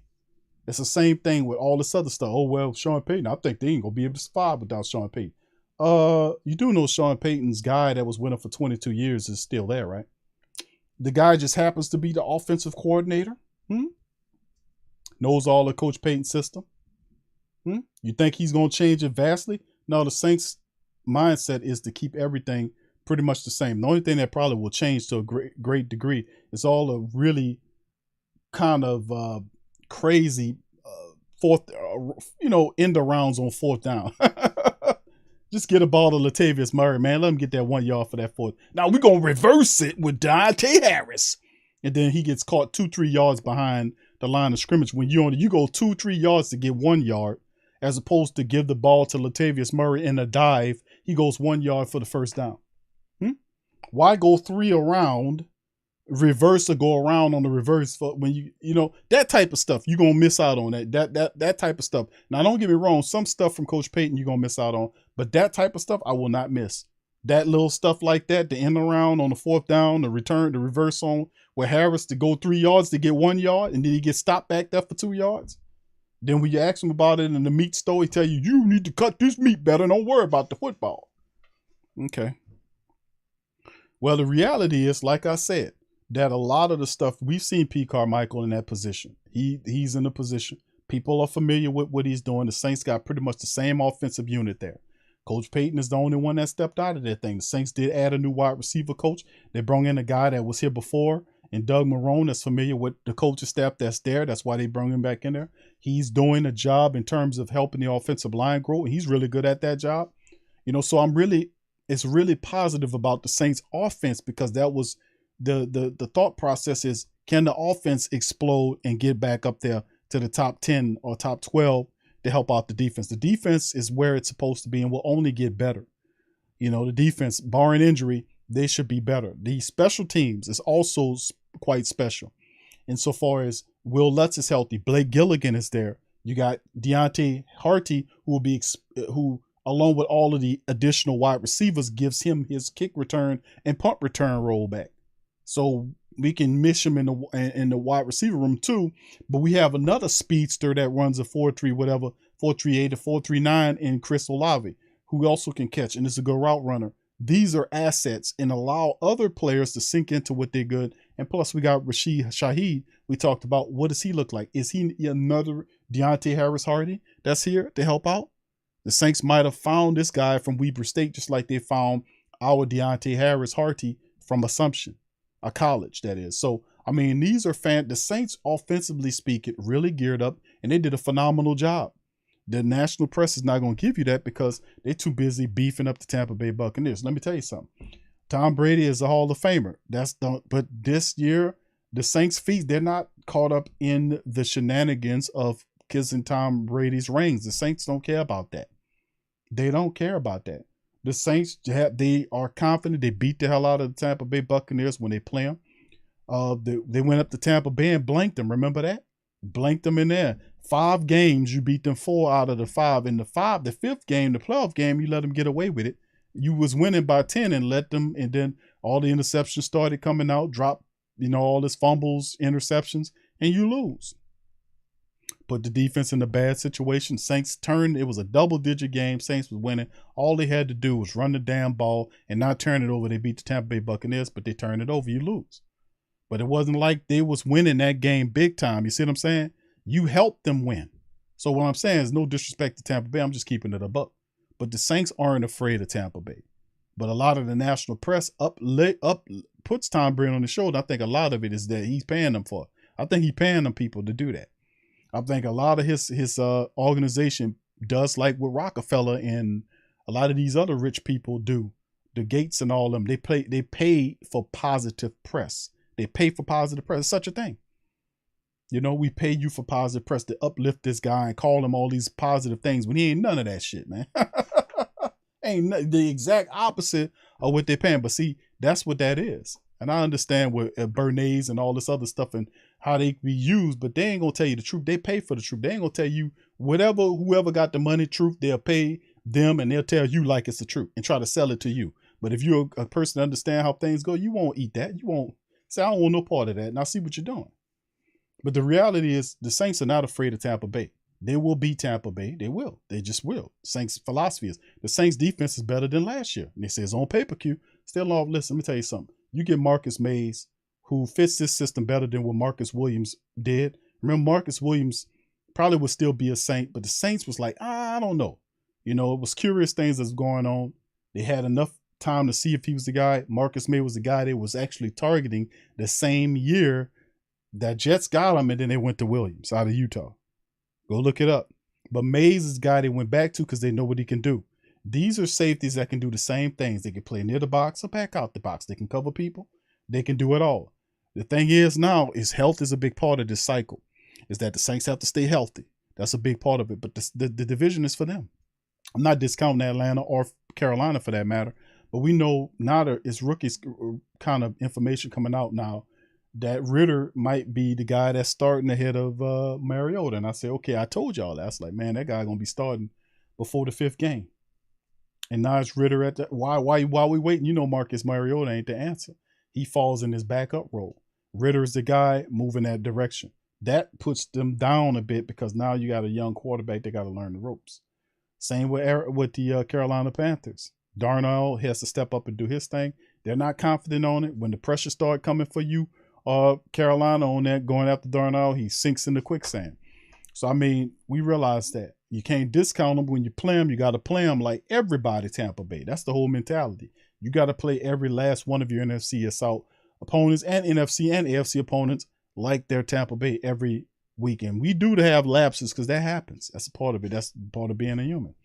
But overall, I'm thinking the Saints have the pissed off mentality because of not just the disrespect, but it's the fact that we are getting close to the end of our careers. A lot of the pissed offness is coming from the veterans that's been there for years, and it fell short, horribly short, in these awful playoff games. Like, you go back and watch the Saints in the regular season, then transition to the playoffs. The Saints are awful in these playoff losses. I mean, like, Drew Brees gets in there. It's like, you know, he looks great in regular season. It's the Peyton Manning effect. He looks excellent in regular season. He cutting them up and all this kind of stuff. Omaha. And he's just cutting them up in the playoffs. I mean, in the regular season. And when the playoffs come, that degree goes up higher. And then next thing you know, you start seeing the interceptions, the bad decision making, a lot of that horribleness happened in the playoffs. We done had the last several years have been horrible playoff losses by the Saints. And most of them due to their own hands, to their own vices. The Saints did that. Just undisciplined, stupid football, to be honest with you. Retarded back-ass game plans that they would launch into these games, as opposed to not utilizing the scouting reports. Like, we would do these reports, and everybody and his mama would look at it and say, okay, this team is not good at stopping the run. This team is better in stopping the pass. They're not good up front. They run this type of unit. All we have to do is punish them. With this game plan, you win. They go up in there and try to throw on the team to beat the team, end up losing. What happened? Why we lost? You lost because you didn't utilize their weaknesses. You went for a strength. You can't do that. You got to take advantage of the weakness of your opponent. Then once you start hitting them there, if they sink in there, then you control the ball. But remember, that happened in the Minnesota game. The Saints lost, and then they got ousted. And then I was like, man, they ain't do none of what they were supposed. Why are you trying to throw the ball against these people? Then the 49ers played the Vikings the next game and ran on them people. They put like almost 200 yards on the people in that playoff game. Remember that? They barely threw the ball and was able to beat that team. And the scouting reports, like, that's all you had to do. What was you doing that for? But see, that type of stuff is what I'm saying. You got to respect the scouting reports. You got to respect to do that. And that's a part of that horrible, ugly history, playoff history. I'm talking about recent now, the last 3 or 4 years that we've watched the Saints fall out of that thing. That builds up a certain amount of pissed offness that you got to be able to deal with. And them people, DeMario Davis, Cam Jordan, those are the guys. I'm telling you, that's like, nah, man, we need to win right now. We got to do it. So that is what's driving the team, that pissed offness to make it happen, because Cam knows he's on the clock. So does DeMario Davis. And the Saints realize it too. That's why they making these swing for the fences moves, why they got guys like DeMario and Cam that's still productive, that can help you get the chip. So I can expect that. And that's what I'm saying. You need that amount of pissed offness and desperation. And of course, them hating on us and disrespecting the quarterback, that's just added. That's just like a cherry on top of the ice cream at the end of the day. But what I'm saying is, fam, the Saints is going to the championship. The national media going to start kissing your backside on it. And when they start doing it, tell them you can go ahead and stuff it where the sun don't shine. Because I remember what you said. That's what you tell them. I'm telling you. But those playoff losses were horrible, man. And we turned that game over. The last one, that Tampa Bay game, we gave that to them. We were beating that team by double digits and just gave them the game. We can't do that. Stupid football will get you beat every time. And sometimes we get in the playoffs. I hate to tell you this, fam. That's why we don't have no chip. We'll get in the playoffs and we'll do stupid football, unintelligent, low IQ football, and we'll lose the game. You can't make a lot of mistakes in the playoffs. And this team right here, they're on the mission. The Saints got listen, I keep saying it's like, this is a different year. You get Jarvis Landry and Tyrann Mathieu after the draft. You get them both after the draft. You don't think the Saints see Quan Alexander out there and say, yeah, we're going to need him for this playoff run? Yeah, you best believe Quan Alexander he's not going to be expensive. The Saints going to bring him back.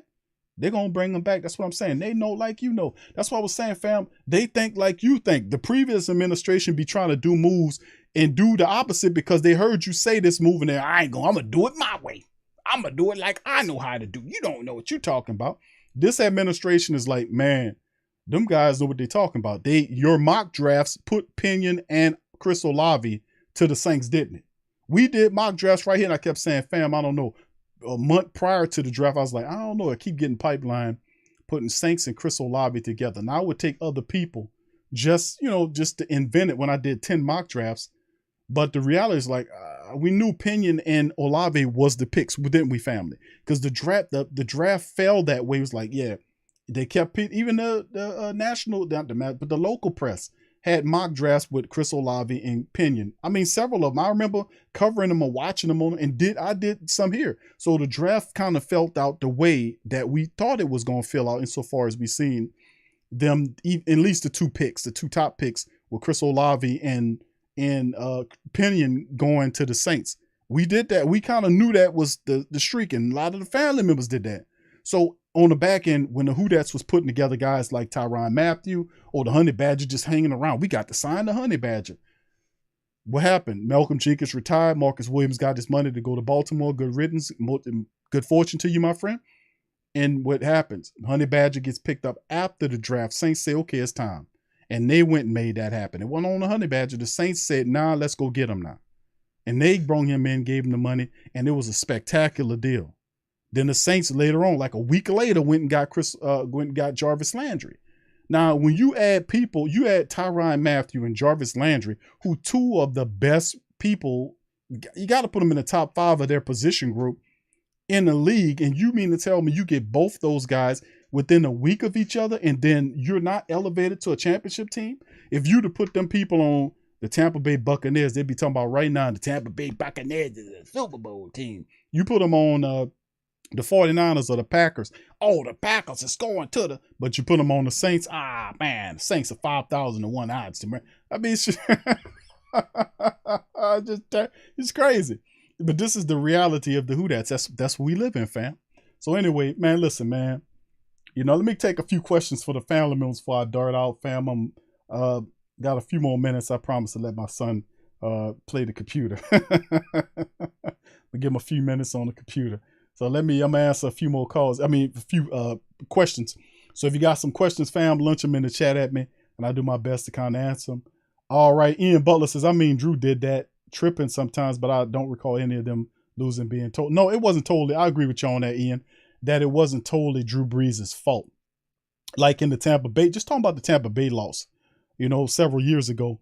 Remember, Drew had 4 interceptions, but 2 of those interceptions wasn't on Drew. 2 were, 2 weren't. And what I mean by that is 2 of them was on Jared Cook, because the first one was Jared Cook. He threw Jared Cook the ball. Cook's running across the center of the field, holding the ball like a loaf of bread. The guy just comes in and just knocks it out. Now, you a 12 or 13-year veteran. You should know better than to do that. That's what got me upset. And then the next time when he went back to him, he threw the ball, and Cooks tried to catch the ball with his hands, and it went through his hands, right? Through his hands, off his shoulders, up into an interception. Right there to say, you know what? You out of here. You gone. But we kept him in there. You can't be afraid to pull these guys when you look at them and you see they're struggling. I don't care if you had a backup tight end back there. Maybe he ready to play. This other guy is not. But like I said, you're right. Not all of his own. Drew Brees, in that particular game, he had 4 interceptions, but 2 of them were the fault of his receiver, Cook, he was throwing to. Well, actually, what was it? 2? What was it? 3 or 4 interceptions? I think it was 3 interceptions. Y'all correct me in the chat, fam. Let me know. I think it was 3 interceptions. I keep saying 4 for whatever reason, but I think it was 3 interceptions Drew had in that game, and the fumble is 4 turnovers. That's what I'm thinking about. 4 turnovers, and 3 of them were interceptions. One of the interceptions wasn't. One of the 3 wasn't Drew's fault because the ball popped up off the shoulder of Jared Cook into the hands of a Tampa Bay defender, and the other one was a fumble because Cook let the guy just poke the ball out. So, yeah, thank you, Ian, for that. All right, so big ups to the fam. Let me get a few things there. Let's see, any questions or concerns, fam, y'all throw them at me. A 504 coach says Coach Payton had his cute play calling costed us at least 2 Super Bowls. And you know what? People get mad to a degree. Well, not as mad because Coach Payton's not here. The defender, well, if it wasn't for Coach Payton, you wouldn't have the 1 Super Bowl you had. I say, you know what? That's true. He did. Coach Payton was responsible big time for a lot of the success the Saints had and that Super Bowl. But God damn it, you can't tell me that just because he did that he wasn't responsible for hurting you in other ways, like in these games with his playmaker. Because I'm here to tell you, he did. He did. Some of these play calls in these playoff games were the fault of the coach, knowing that he should have took certain players out in his play, like his play calling in the Minnesota game, the playoff game in Minnesota, that him trying to throw at them, do all this kind of stuff is supposed to punish the team with the run. He doing all this other stuff. And I was like, what's the problem? But see, when you don't have critical thinkers, that's how that's why I don't want to kind of converse with them type of people. Because listen, a person can do good over here and bad over here. They don't get that part of it. They get one spear. Just because Coach Payton did this and he won these games with that thinking process, guess what? You wouldn't have what you have. So let's just cut them and get rid of them. I'm like, no, bro. What are you talking about? It's not just because you say he made a mistake over here, don't mean you throw out everything good that he did. No, we're not perfect. I'm saying we do a lot of good, and then you got some bad over here. You got a lot of positive over here. You got some negative over here. That's merely what we were saying in the Great Saint Think Tank. Some people just don't get that. They're like, oh, no, you can't say that at all. First of all, Coach Payton is not Jesus, and he's not the Pope. And even you and most of you people question Jesus all the time. So you mean to tell me you ain't going to question Coach Payton? Yeah, people there, they question, why Jesus? Why? They question Jesus all the time, But you can't ask a question to Coach Payton? Come on, man, get out of here with that. I was like, what the hell? Anyway, but yeah, that's what it was, man. What's up, Amy? Who that to you, baby? Good to see you. Much love to you. All right, 504 Coach says, Big Q, give me a prediction on how many picks Honey Badger have this year without D-line pressuring the QB. Honey Badger, man, damn, that's a great question, man. Let me see. What did he have last year? I'm drawing like 5 or 6 picks this year, bro. That's what I'm drawing from. Let me look. What did the Honey Badger have last year, bro? Let me see if I can pull that up. What do you have? When you asked that question, I'm drawing. It said between 5 to 6 picks this year for the Honey Badger. What did he have last year? How many picks for Kansas City did he have? Let me see if I could pull that up. Let me see. And by the way, family, the series between the Celtics and the Heat, man, I was watching that. We went to dinner the other day, and I was watching it on. I stopped watching a lot of the playoffs because the Pelicans ain't in there. But I happened just to catch an eye full of the Celtics and the Heat. And my goodness, man, they are phenomenal. Those two teams, how they play, how they was battling, man, I'll tell you, man, them two teams be going at it 100 miles a minute. I mean, I got to give credit. The Celtics they look really good. I think they're going to probably take the series. They deep. The Celtics look good. But anyway, let me get back. Let me see if I can find what the Honey Badger did last year. How many did he get last year, fam? Let me see if I can pull that up here and let him get that. What's up, brother Derek? Who that to you, fam? Robert said, oh, is it 8 picks, Robert? Robert said Honey Badger had 8 picks last year, for real? Wow, I didn't know. You saying 8 picks is what he's going to get this year, or hold on, let me see here. Let me pull it up. What he had? I'm drawing something. When you ask me, I say 6 picks. He had 3 last year. 3 picks last year for Kansas City. 3 picks last year. I don't think he played all of those games either. I think he was hurt some of those games too. Yeah, he played 13 games. Hold on. That's wrong. He played 16 games for the Chiefs last year, and he had 3 picks the year prior in 2020. He had 6, which was the most he's ever had. So I said 6. I drew on it 6 for the Honey Badger, which would tie him for the most that he's ever had as a team. So he had 6 in 2021 with the Chiefs and 5 in 2015 with the Arizona Cardinals. And his one stint with the Texans, he had 2 in 16 games. So I'm saying 6 for the Honey Badger because I think this could potentially be the best team that he's ever played with. And he has some solid clubs that he was with, defensively speaking. But I'm thinking with his acumen and the type of pressure the Saints have with our pass rushers to be able to get around and force them to throw that ball early, the Honey Badger going to have some pick. I'll say 6, fam, which will actually tie. I didn't notice at the time, would tie his 2020 ranking He had 6 for that year. Last year, he had 3 picks for the Kansas City Chiefs. All right, so there you go. All right, Shrine said 9 picks. All right, what's up, brother Mike? Who that to you, Mike Larry? Soul to Soul says Cook got a nice bag. Yep, tell me different. They wanted their golden boy to have a. Yeah. He got he got a really nice bag. Remember, we went through all this fanciful stuff that happened with him, family. We went through all this stuff with Cooks. He took like a month. I think it was like a month for him to be signed. It took like a month for the Saints to sign him because when I was doing the show, people kept asking me, Q, what's going on with Cook? I got to the point where I was just disgusted of hearing about it, man. I just wanted it to be over. It took them like a month to sign that dude. Almost going into a second month for them finally get him under contract. And then he got a bag. He got like what, $12 to $14 million or something like that to get him. And he was supposed to be the dude that helped Drew get to get it. And he collapsed. And I remember when we was getting him, they had guys, he was coming from the Green Bay Packers. I think he was coming over from the Packers or the Raiders or one of the teams. Y'all correct me in the chat. He was coming over from. And them guys was telling us, they said, hey, listen, dude do good in the regular season, but he fall apart in the playoffs. And my goodness, boy, did that not come true. Boy, did that not come true, didn't it? Boy. Anyway, all right, Uncle Paul. What's up, Uncle Paul? He says Taysom Hill was hot in that Minnesota. Yeah, he kept going to Drew. Taysom was the only one with juice. And Drew Brees, Drew couldn't move in the pocket, man. And the only one was doing it was Taysom. You got to see that, and you got to make the call if you're the head coach. You got to see when your players are struggling and get them out of harm's way. You got to do that. He just didn't do it. He let them sit there and do it. And then really it wasn't no consequences because a lot of people just let him kind of moonwalk through this thing. You know, the media didn't press him too hard. The Great Saint Think Tank and myself, the only one calling him out. And they got people standing up there had created a blockade around them. You won't talk about Coach Payton here. I'm like, man, what are you? It was Sean Payton's Secret Service. That's what they were, man. They wasn't getting paid shit, to do that. T. Rob said, I can't wait to see the looks on their faces when we go to the Super Bowl. I also can't wait to see the switch up. Big Q and the Who Dat Nation is going to be on. Yeah, we are, bro. I'm not going to let them remind. I ain't going to let them. I'm gonna remind them of all this, man. I remember what they say. What's up, Ryan? Ryan McG says, Big Q, how many games will Davenport start? Around how many sacks can he have? You know what? That's a good question, bro. I think Davenport, man.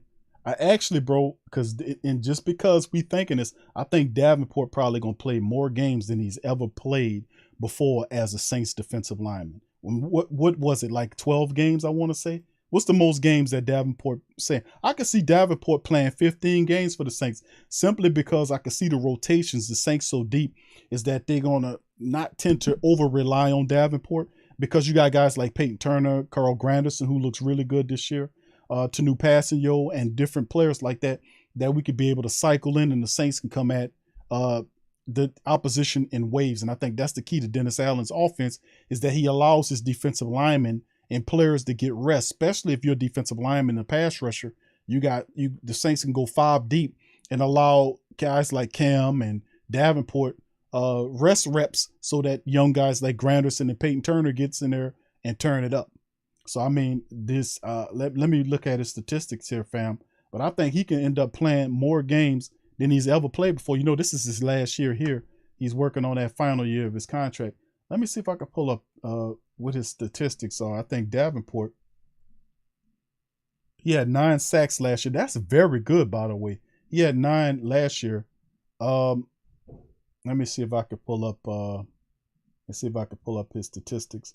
He had 9 sacks last year, which was the best in his career. Prior to that, 2018, he had 4.5.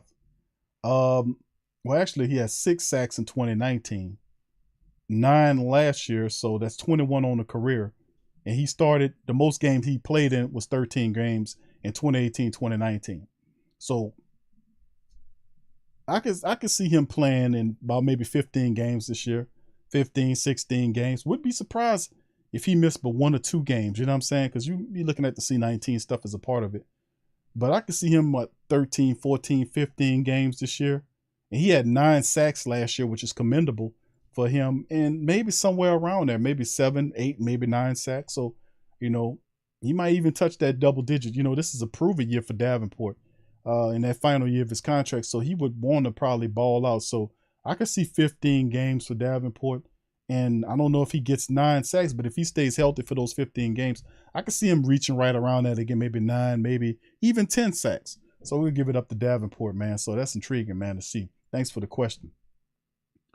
Yeah, if 5 said that will be a Pro Bowler this year. 15 sacks. I don't know if 15 sacks, bro, but if he can stay healthy, that's the biggest impediment to Davenport's game, man. He done filled in. He's verified. This year, you know, he's going into the offseason. He's healthy, which means he have opportunity to get on his strength. He's already fast, and he's fundamental. He's a monster over there, man. And I think this year he finally puts it together. 15 games, I'm looking at maybe 10, 12. You can go up there and say that if he plays 15, Davenport should get at least double digits this year in sacks, maybe 10 sacks, something like that. But yeah, this is a contract year for Davenport too. So, you know, Peyton Turner's on his heels. Saints drafted Peyton Turner. He's on his heels too. So Davenport, do the Saints give Davenport that bread? He's a part of that. You're looking at CD Deuce and McCoy and Davenport. Somebody ain't going to get all that bread. Is Davenport the odd man out? Well, he already got his replacement, you know, on the team. So we'll see. All right. And Walton says, Walltown Best says they will sign him. They will resign him. Yeah, we'll see. We'll see. We'll see. Remember, you got to pay McCoy and CD Deuce as well as Davenport. Do you pay all of them? Somebody might get left out. Look what happened this year. You know, so we'll see. All right. All right. He says, yeah. Laura says Cam gets 15. All right. Yeah, Ryan. He said, I love when he does that spin move and catch a sack. Yeah, he is, man. He just needs to stay healthy, and you're gonna see all kind of great stuff happen with him, man. He just needs to stay healthy.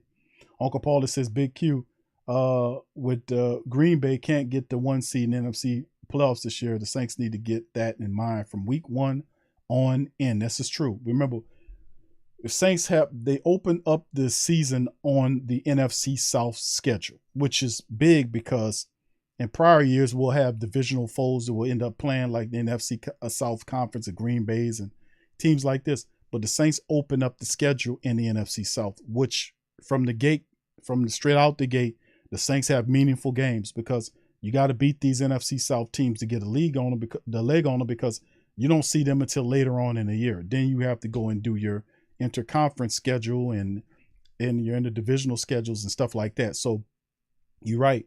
If you got a team like Green Bay, you know Green Bay going to be in the hunt for the 1-2. Guys like that, you got to smack them down. You can't allow Green Bay. We got to do what we did to Green Bay last year. We got to beat Green Bay down. You got to take the teams that's on that schedule, and you got to beat these teams down. You can't play with these teams. Now, I know the Saints, 9 times out of 10, they'll lose to teams that they don't respect. Like they'll split with the Falcons or the Carolina Panthers. You know what you're doing. You're supposed to beat that team. They're not more talented than you are, but what it is a story about whether or not, you know, who plays better that day. And sometimes we'll have these lapses during the season. But the Saints open up the season against Atlanta on September 11th. It'll be in Atlanta. That's got to be a W. You got to beat Atlanta. Then they got Tampa Bay at home in the Dome, and then they go to Carolina in week 3. So that's 3 divisional games in NFC South right off the gate, and then you don't see the next divisional opponent to week 13 when you go to Tampa Bay to take on the Bucks on Monday Night Football, December the 5th. Then you go into your bye, then you come back at home against Atlanta, and then Carolina once again closes out the season. So you won't see an NFC South foe until week 13, a Monday night. So the Saints open up the season first 1, 2, and 3. Atlanta, Tampa, and Carolina, you got to handle the business. Then after they come home, they got Minnesota and Seattle. We ain't anticipating Seattle to be worth anything. That'll be here. But I think the Minnesota game, you got to knock them down a bit. You know, they still have some people there. You're going to travel out to Arizona. You got to think in your mind that it might be up there. You got the Rams that's going to be there. You got to go to San Francisco as well. We don't know what they're going to look like. And then you got a away game later on in the year, week 17 against Philadelphia. So the problem is like from yesteryear and whether or not the Saints can fix this is determined by whether or not the Saints have the ability to make it difficult on mobile quarterbacks, which is Jalen Hurd, Lamar Jackson, Kyler Murray. teams like that have quarterbacks that can create outside of the pocket and extend plays, that's a problem. So the Saints, not only they're going to have to learn to get pressure on the quarterback, but containment is a big part of the game when you're playing mobile quarterbacks, because you want to keep mobile quarterbacks contained to the pocket, which means our containment. We can't overshoot them guys and open up lanes that they'll create so they can skeet out and make things happen. So that's been a problem with the Saints defense. It was a problem last year. We'll see if it'll be a problem this upcoming year. We got better. Well, let me see. We got players that are going to be better in understanding what we need to do, but we cannot allow that to happen. We can't allow because we play all of these mobile quarterbacks. The best mobile quarterbacks in the NFL are on this schedule. The best ones are on this schedule. Hurst and Lamar and Kyler Murray, these guys are masters at scurrying around, creating problems for you outside the pocket. And you can't let that happen. You got to make sure you bring these guys down. And we got some games where we play them. And also, if Deshaun Watson is not in jail or not playing or suspended, you're going to get him in week 16. He another guy that can make things happen outside the pocket. So you got to watch out for these mobile quarterbacks. And that's my biggest thing is for the Saints defense is, can they contain and stop the mobile quarterback threat? That's my biggest thing. Okay. All right. So with that being said, fam, listen. Yeah, Nola said 504 says Nola, I don't know about, but I understand a fear of losing Davenport. I think Cam will give us a hometown discount to stay, and he is older. Yeah, I think it'll be difficult to retain Davenport. You're gonna have to give up somebody. You ain't gonna be able to sign all of them because Davenport's gonna look for a hefty check. Y'all tell me who. You got 3 guys who you're looking at: Davenport, CD Deuce, and Eric McCoy. Who do you get? You ain't gonna be able to get them all. I promise you that. All right. Eugene says Saints start 5-2 like last year. The key is staying healthy. This is true. This is a big part of it. It is a major part of it. All right. Yeah, no jail for Watson this time. Yeah, Smallville thinking that. Yeah, and especially later on in the year. You think whatever shenanigans or whatever legal issues that he has to deal with would happen earlier in the year. So by the time we get him later on in the year, which is week 16, all that should be resolved and he should be on the field of play. So we'll see. All right, Michael Alexander says, yeah, when Davenport is playing, he might possibly be the most dominant player yeah, he is. Bro, let me tell you something. Davenport, man, if he has one of those big years, like let's say the Saints won't. Remember what happened with Trey Hendrickson? When Trey Hendrickson exploded and had that big year? Now, see, I don't want to throw that out there, but family, I'm thinking that might repeat itself. Remember when Trey Hendrickson had that big monster year opposite of Cam? Y'all remember that? Cam was cutting up and Trey Hendrickson did that, and it was like, man, we need to sign Trey Hendrickson. Like, we won't be able to afford him. Well, that played out. That was, what, 2 years ago. Well, Hendrickson got the deal from Cincinnati. He went up there. I don't know how many sacks he had. I don't think it was close because I think he was their most dominant pass rusher, and he was seeing a double team, so his numbers might have went down. He still did some stuff, but not nearly as a single blocker. But I'm saying what we seen happen with Trey Hendrickson, family, could happen to Davenport this year. Mark it down. Mark it down. What you seen happen, all the thing, and I know it's a big thing, is that Davenport has to stay healthy. You don't think he can mimic what Trey Hendrickson did? Trey Hendrickson did a lot of that based on one-on-one matchups. He simply beat the guy in front of him. You don't think Davenport can do that? The biggest thing to him, he has to stay healthy to get that success. Now, with Trey Hendrickson getting all them sacks and going to get that big contract, if he does what Trey Hendrickson did, which would get 12, 13, 14 sacks, do the Saints will be more inclined to bring him back, perhaps, knowing that Cam is on the shorter leash, and then you keep Davenport there, and then you got Peyton Turner for Cam, and then boom, bam, bing. You know, Cam gets older, you can either retires or take a cheap deal to slide inside. You know, and become like Wayne Martin did. When Wayne Martin came to the Saints, Wayne Martin was in the interior. Wayne played a little in. Then he got older and they moved him inside. So what I'm saying is, don't be surprised if you see a Trey Hendrickson type season for Davenport this year. All he has to do is stay healthy, which is a big if, by the way, because he hadn't done that all his career. But we'll see, man. We'll see. All right. Yeah, sensational Jensen. I think Trey Hendrickson had double-digit sacks last year in Cincinnati. I don't know, bro. I'm going to have to, let me look that up right quick.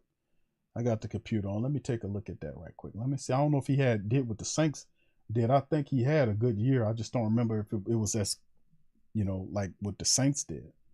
Hold on, I'm gonna find out in just a minute here.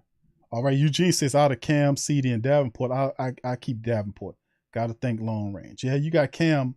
I understand where you're coming from there. I mean, but it's you got a good offense. You got a defensive line. We'll see, bro. We'll see how it goes. We'll see. All right, hold on. Let me pull up the numbers on. Hold on. He was Cincinnati, not Cleveland. What am I doing? By the way, we got Cincinnati on the schedule, which will be a real fun game. It'll be interesting to see those guys. Be real fun seeing Cincinnati, man. The who dat versus the who they. That's gonna be fun. He had oh wow. Damn, he had that many sacks last year. My goodness. He had 14 sacks. I did not know Trey Hendrickson had 14 sacks last year. My goodness, I did not know that. I didn't know, man, he had 14 sacks last year for the Bengals, man. I didn't know that. He had 13 and a half the year before for the Saints, and he outdid that by a half a sack. 14 sacks for him in 16 games last year for Trey Hendrickson. I did not know that. So that's the thing is like, the Saints, do they make that same error again? It's okay. We got Davenport here. We don't need Trey Hendrickson. You see? But if you in this scenario, Davenport, the Saints sign him perhaps. Cam Jordan is on his way out. A couple years left on his contract, getting up there. You're looking more of a future. If Davenport has arrived and he started getting these games, and a lot of people see him as like a Danielle Hunter type, then that'd be intriguing. I'm not gonna tell you no lie. That'd be intriguing. I did not know, man. I did not know that Trey Hendrickson had 14 sacks last year. My goodness. Bam, I wouldn't have said. I would have lost the bet on that. Derek says, no, Big Q, he will keep Davenport and McCoy. CD Deuce replacement is in the building. Oh, you talking about Alontae Taylor? That's who you're thinking that, Derek? Derek. So you keep your offense, your O-line, you keep your defensive lineman, you keep your offensive lineman. Pass rushers are a tough commodity. You don't just give them up, especially if they having 12 and 13 sacks, or like if he produces what Trey did, then you give McCoy, then you say, okay, well, CD Deuce, you're just a nickel back. You got Alontae Taylor there. Is that who you're thinking about? I mean, this could be true. I mean, you guys making a great point. Future Trunk says maybe they drafted Alontae to replace CD, but I honestly hope that isn't the case. It could be Future Trunks. You from the future, so you should be able to tell me. It's just, these are great points, man. Great points. Ryan McGee says, hate to see a lose CD, but there's a lot of talent coming up behind him with Taylor and Smoke Monday. This is great points, man. Great points. Big Ant says we dropped 50 on the Bengals last time we played them, but yeah, this is a different team, bro. This is a different team. This team went to the Super Bowl. They're going to be loaded with confidence. Most of those guys are from down here or played college down here. Cincinnati's no fool. They've been drafting LSU players, getting former Saint players, copying the Saint theme songs. Who they say they're gonna beat them. Them people copycat like a dog. But at the end of the day, they done copied up on the Saints, and they done created like a New Orleans North. And when they play, the scheme and style is similar to the Saints. A lot of that is similar, very similar. They done copycatted us the best. The Cincinnati Bengals. They really did. Sucker pulling all this talent from down here too. So much respect to the Bengals, man. I love watching the Bengals play when I'm not watching my Saints play. I enjoy watching them play, and I root for them too. If they was an AFC team I do like the Bengals because of Joey Burrow and Jamar Chase. That's my guys. It's LSU guys. I like those guys. All right. Yeah, I know Nolan Nerd says Alontae will be a player. I agree with you, bro. I was watching footage on that dude. A lot of people think that he shouldn't have went that high, bro. But we said, a lot of people said the same thing about Peyton Turner, about Davenport. I was trying to get Lamar Jackson. I was surprised by the Davenport pick, but Davenport, if he can stay healthy, he'll be that guy, right? Bernard Adams says, Big Q, I think they should go get that running back, D. Johnson from the Browns. Yeah, Duke Johnson. Yeah, Duke Johnson, man, that's intriguing, bro. I mean, bro, I don't know what the Saints are going to do in terms of the running back position. They did bring Devine Zigbo back. And they like Abram Smith. So I don't know, they probably would bring in another veteran. We'll see as you get closer to training camp. You see that kind of play out. that they start dropping off certain players and bringing in other players. Certain players get hurt, so you bring in somebody else. You never know. Like we had Freeman, Devontae Freeman was here several years ago, trying out for him. You know, the Saints have a familiar face. They might want to go get Latavius Murray back. You know, you might go get Latavius and bring him back. You never know with the Saints, man. You know, it's like it's weird how, I ain't gonna say it's weird, but you can't never discount their movements in terms of what they're looking at in the running back positions. But Duke Johnson's not a bad pickup, Bernard, man. Not a bad at all. What's up, Ramsey? Who that to you, fam? All right, Julius says Saint doesn't resign safeties to big contracts. Okay, there you go. Well, nickelbacks, when the last time the Saints signed a nickelback to a big contract, you know? That might be a good point right there. Thank you, Julius. All right, Randy. What's up, Randy? Said I'd rather keep CD Deuce than again with Kai Harley. We can sign both Davenport and him. The cap money, and this is true. Randy Major brings up a major point. And the major point is that with the Saints could, if they are interested in keeping these guys, the Saints can finagle the numbers and make it work. They can do that. We do realize that they done took it and made it laughable. They made the cap laughable pretty much. You see what I'm saying? Like a lot of the stuff the Saints doing, they shouldn't be able to do it. And I'm anticipating sooner or later they're going to end up changing that stuff. They watch. You're gonna watch how they gonna say the Saints winning too much with this. We got to change the rules, and they're gonna end up trying to change it. Watch. You're gonna see. Just because we winning, because we mastered it. All right. Yeah. Kev says Von Bell went over there and changed Cincinnati. Yeah, I know that former Saints players. You talk about Von Bell. You talk about Trey Hendrickson had 14 sacks. I didn't realize that.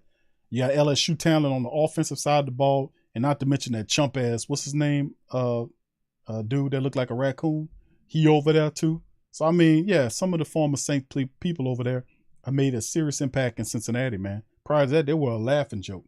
So it took Saints players and Louisiana talent to build them up, and look where they are. They played in the Super Bowl last year. You know, that's big. You know, so we got to get there, man. We got to get back there. All right, big ups to the fam. All right, Robert Montgomery says the running back is already in the building. There you go. Yeah, Nolan Nerd, I hear you, bro. He says Eli Apple, yeah, because of Mama's. Yeah. I agree with you on that. Uncle Paulie says Big Q, the last time the Saints paid big time for a safety was Kevin Casperhorn. From Cincinnati. Yes, Kevin Casperhorn. He looked like a Neo from The Matrix. But boy, he played really good against the Saints, and they went and got that dude. That dude was terrible. Y'all remember Kevin Casperhorn? He came over from the Cincinnati Bengals. Boy, he was awful, man. He was awful. Whoa. He was terrible, man. Future Trump said maybe that's why the league hates us. Yeah, you know, bro, I'm telling you, you're going to see. They're going to change that. The Saints mastered the salary cap, and they're going to start finagling. Watch, it's going to happen next year. They're going to start changing it because the Saints start winning. The Saints win the Super Bowl. They're going to start putting little changes in the capnomics and adding all that to kind of change it up. Because the Saints done mastered the cap, man. And then people going to try to start copying off of them, trying to pick up our people so they can do the same thing. Yeah, they're going to change the game. Saints win the Super Bowl, they're going to change that. I promise you that. All right. Yeah, Casperhorn was awful, GM Cap. Yeah. But listen, fam, that's going to do it for that. Yeah, Mike, he going to change it. He going to change it. He going to change how it rock. That's how it rock. The Saints do all this kind of stuff. We start winning, they won't change the game. They don't want you to win, but we just keep winning anyway. All right, so with that being said, fam, I'm going to peace y'all out on that. Listen, I appreciate y'all chiming on this episode of the show. How long did we run? About 2 hours. So I appreciate the Black and Gold family members for chiming in the stream. Much love to you guys. I appreciate each and every last one of y'all for being here on this Sunday. I hope you guys are having a fantastic weekend. It's Memorial Weekend. I hope y'all enjoyed that extra day tonight, you know, into Monday. Y'all get y'all some rest, get y'all some good cooking. Don't do too much. If you're traveling on the road, please be very safe. You know, they got a lot of knuckleheads out there. People crazy as hell. This time, I don't know what's going on, but the brains and all that, everything's shaking up. It's crazy out here nowadays. I'm just going to keep it a buck with you. People are really insane nowadays, you know, driving and acting crazy. So if you're on the road with these insane people, please drive for them and yourself. Please be careful on the road. Be safe at these barbecue events and watch you and your family out because there's a lot of loons out there going crazy. You know, it's just insane. All right, so with that being said, fam, I'm going to peace y'all out on that. Please feel free to check the Pro Shop out. We just released several lines of new hats that'll be coming out soon. The link's in the description section for the TSC hat shop. You got 5 new hats, new designs for the baseball hats that's chiming out. I got some that's coming. That's in the order line. We also got some gear there. The Black and Gold Show store is available. So if you can help out the stream, you can go over there and check that out. Links in the description section below for the Pale Shop as well. And much love to all of our members, our new subscribers. Thank y'all for hitting the subscribe button. Sir Rogers, Kurt, for real. Thank you for chiming in. We appreciate the Shogun as for hitting the subscribe button. Diego, thank you. Diego, thank you for becoming a member as well. And appreciate all you guys as well. And we'll be returning tomorrow. Maybe a memorial stream later on in the day, perhaps. Don't hold me to it. But I'll try to pop in and say a word or two to you guys as well. What's up, brother Bryant? Ricky, what's up, fam? He said I put $100 on Jameis to lead the league and passing this year. Yeah, bro, you're going to collect on that, no doubt about it. All right, so with that being said, appreciate y'all, fam. And I'm going to holler at y'all later. Y'all keep y'all heads up. Who that? And I'm out.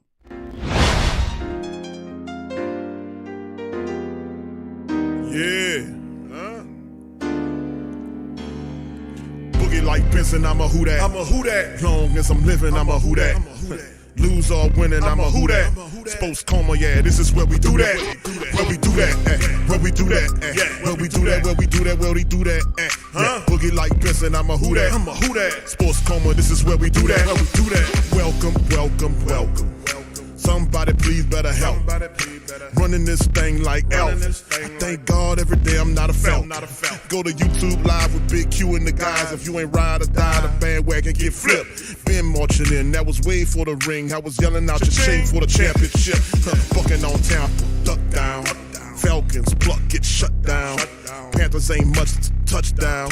The vision really belong to us now. So much hate on the Saints, you could probably tell. Ever since Bounty Gate hit the NFL, when things seem fishy, then you probably smell the crooked referees or Roger Goodell. Running like this, and I'm a who that. Every day I'm living, I'm a who that. Lose or winning, I'm a who that. It's the sports coma, this is where we do that. Where we do that, where we do that, where we do that, where we do that, where we do that, Boogie like Benson, I'm a who that. It's the sports coma, this is where we do that. You're listening to the Sports Coma with Big Q and the guys on the PRO Media Network.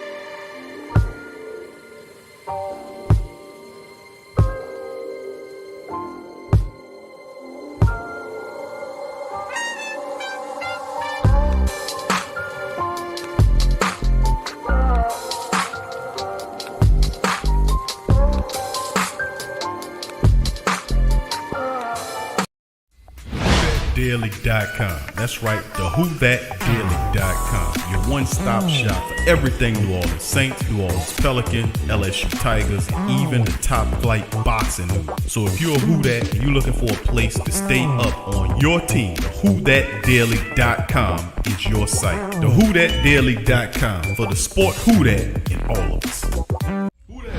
Check out the Pro Shop. That's right, the Pro Shop is the platform store where you can go and buy all the latest merch to support the platform. Available at the Pro Shops, we have dozens of hundreds of products available for you and your family. Unisex tees for men and women, hoodies and sweatshirts, tank tops, kids and baby items, long sleeve tees, mugs, pillows, wall art, bath bedding, face masks, phone cases, stickers, bags, fanny packs, socks, hats, and many other items. Please feel free to check out out the pro shops. The link is in the description section below. And remember, it helps the platform continue to grow. So check out the pro shop and who that too.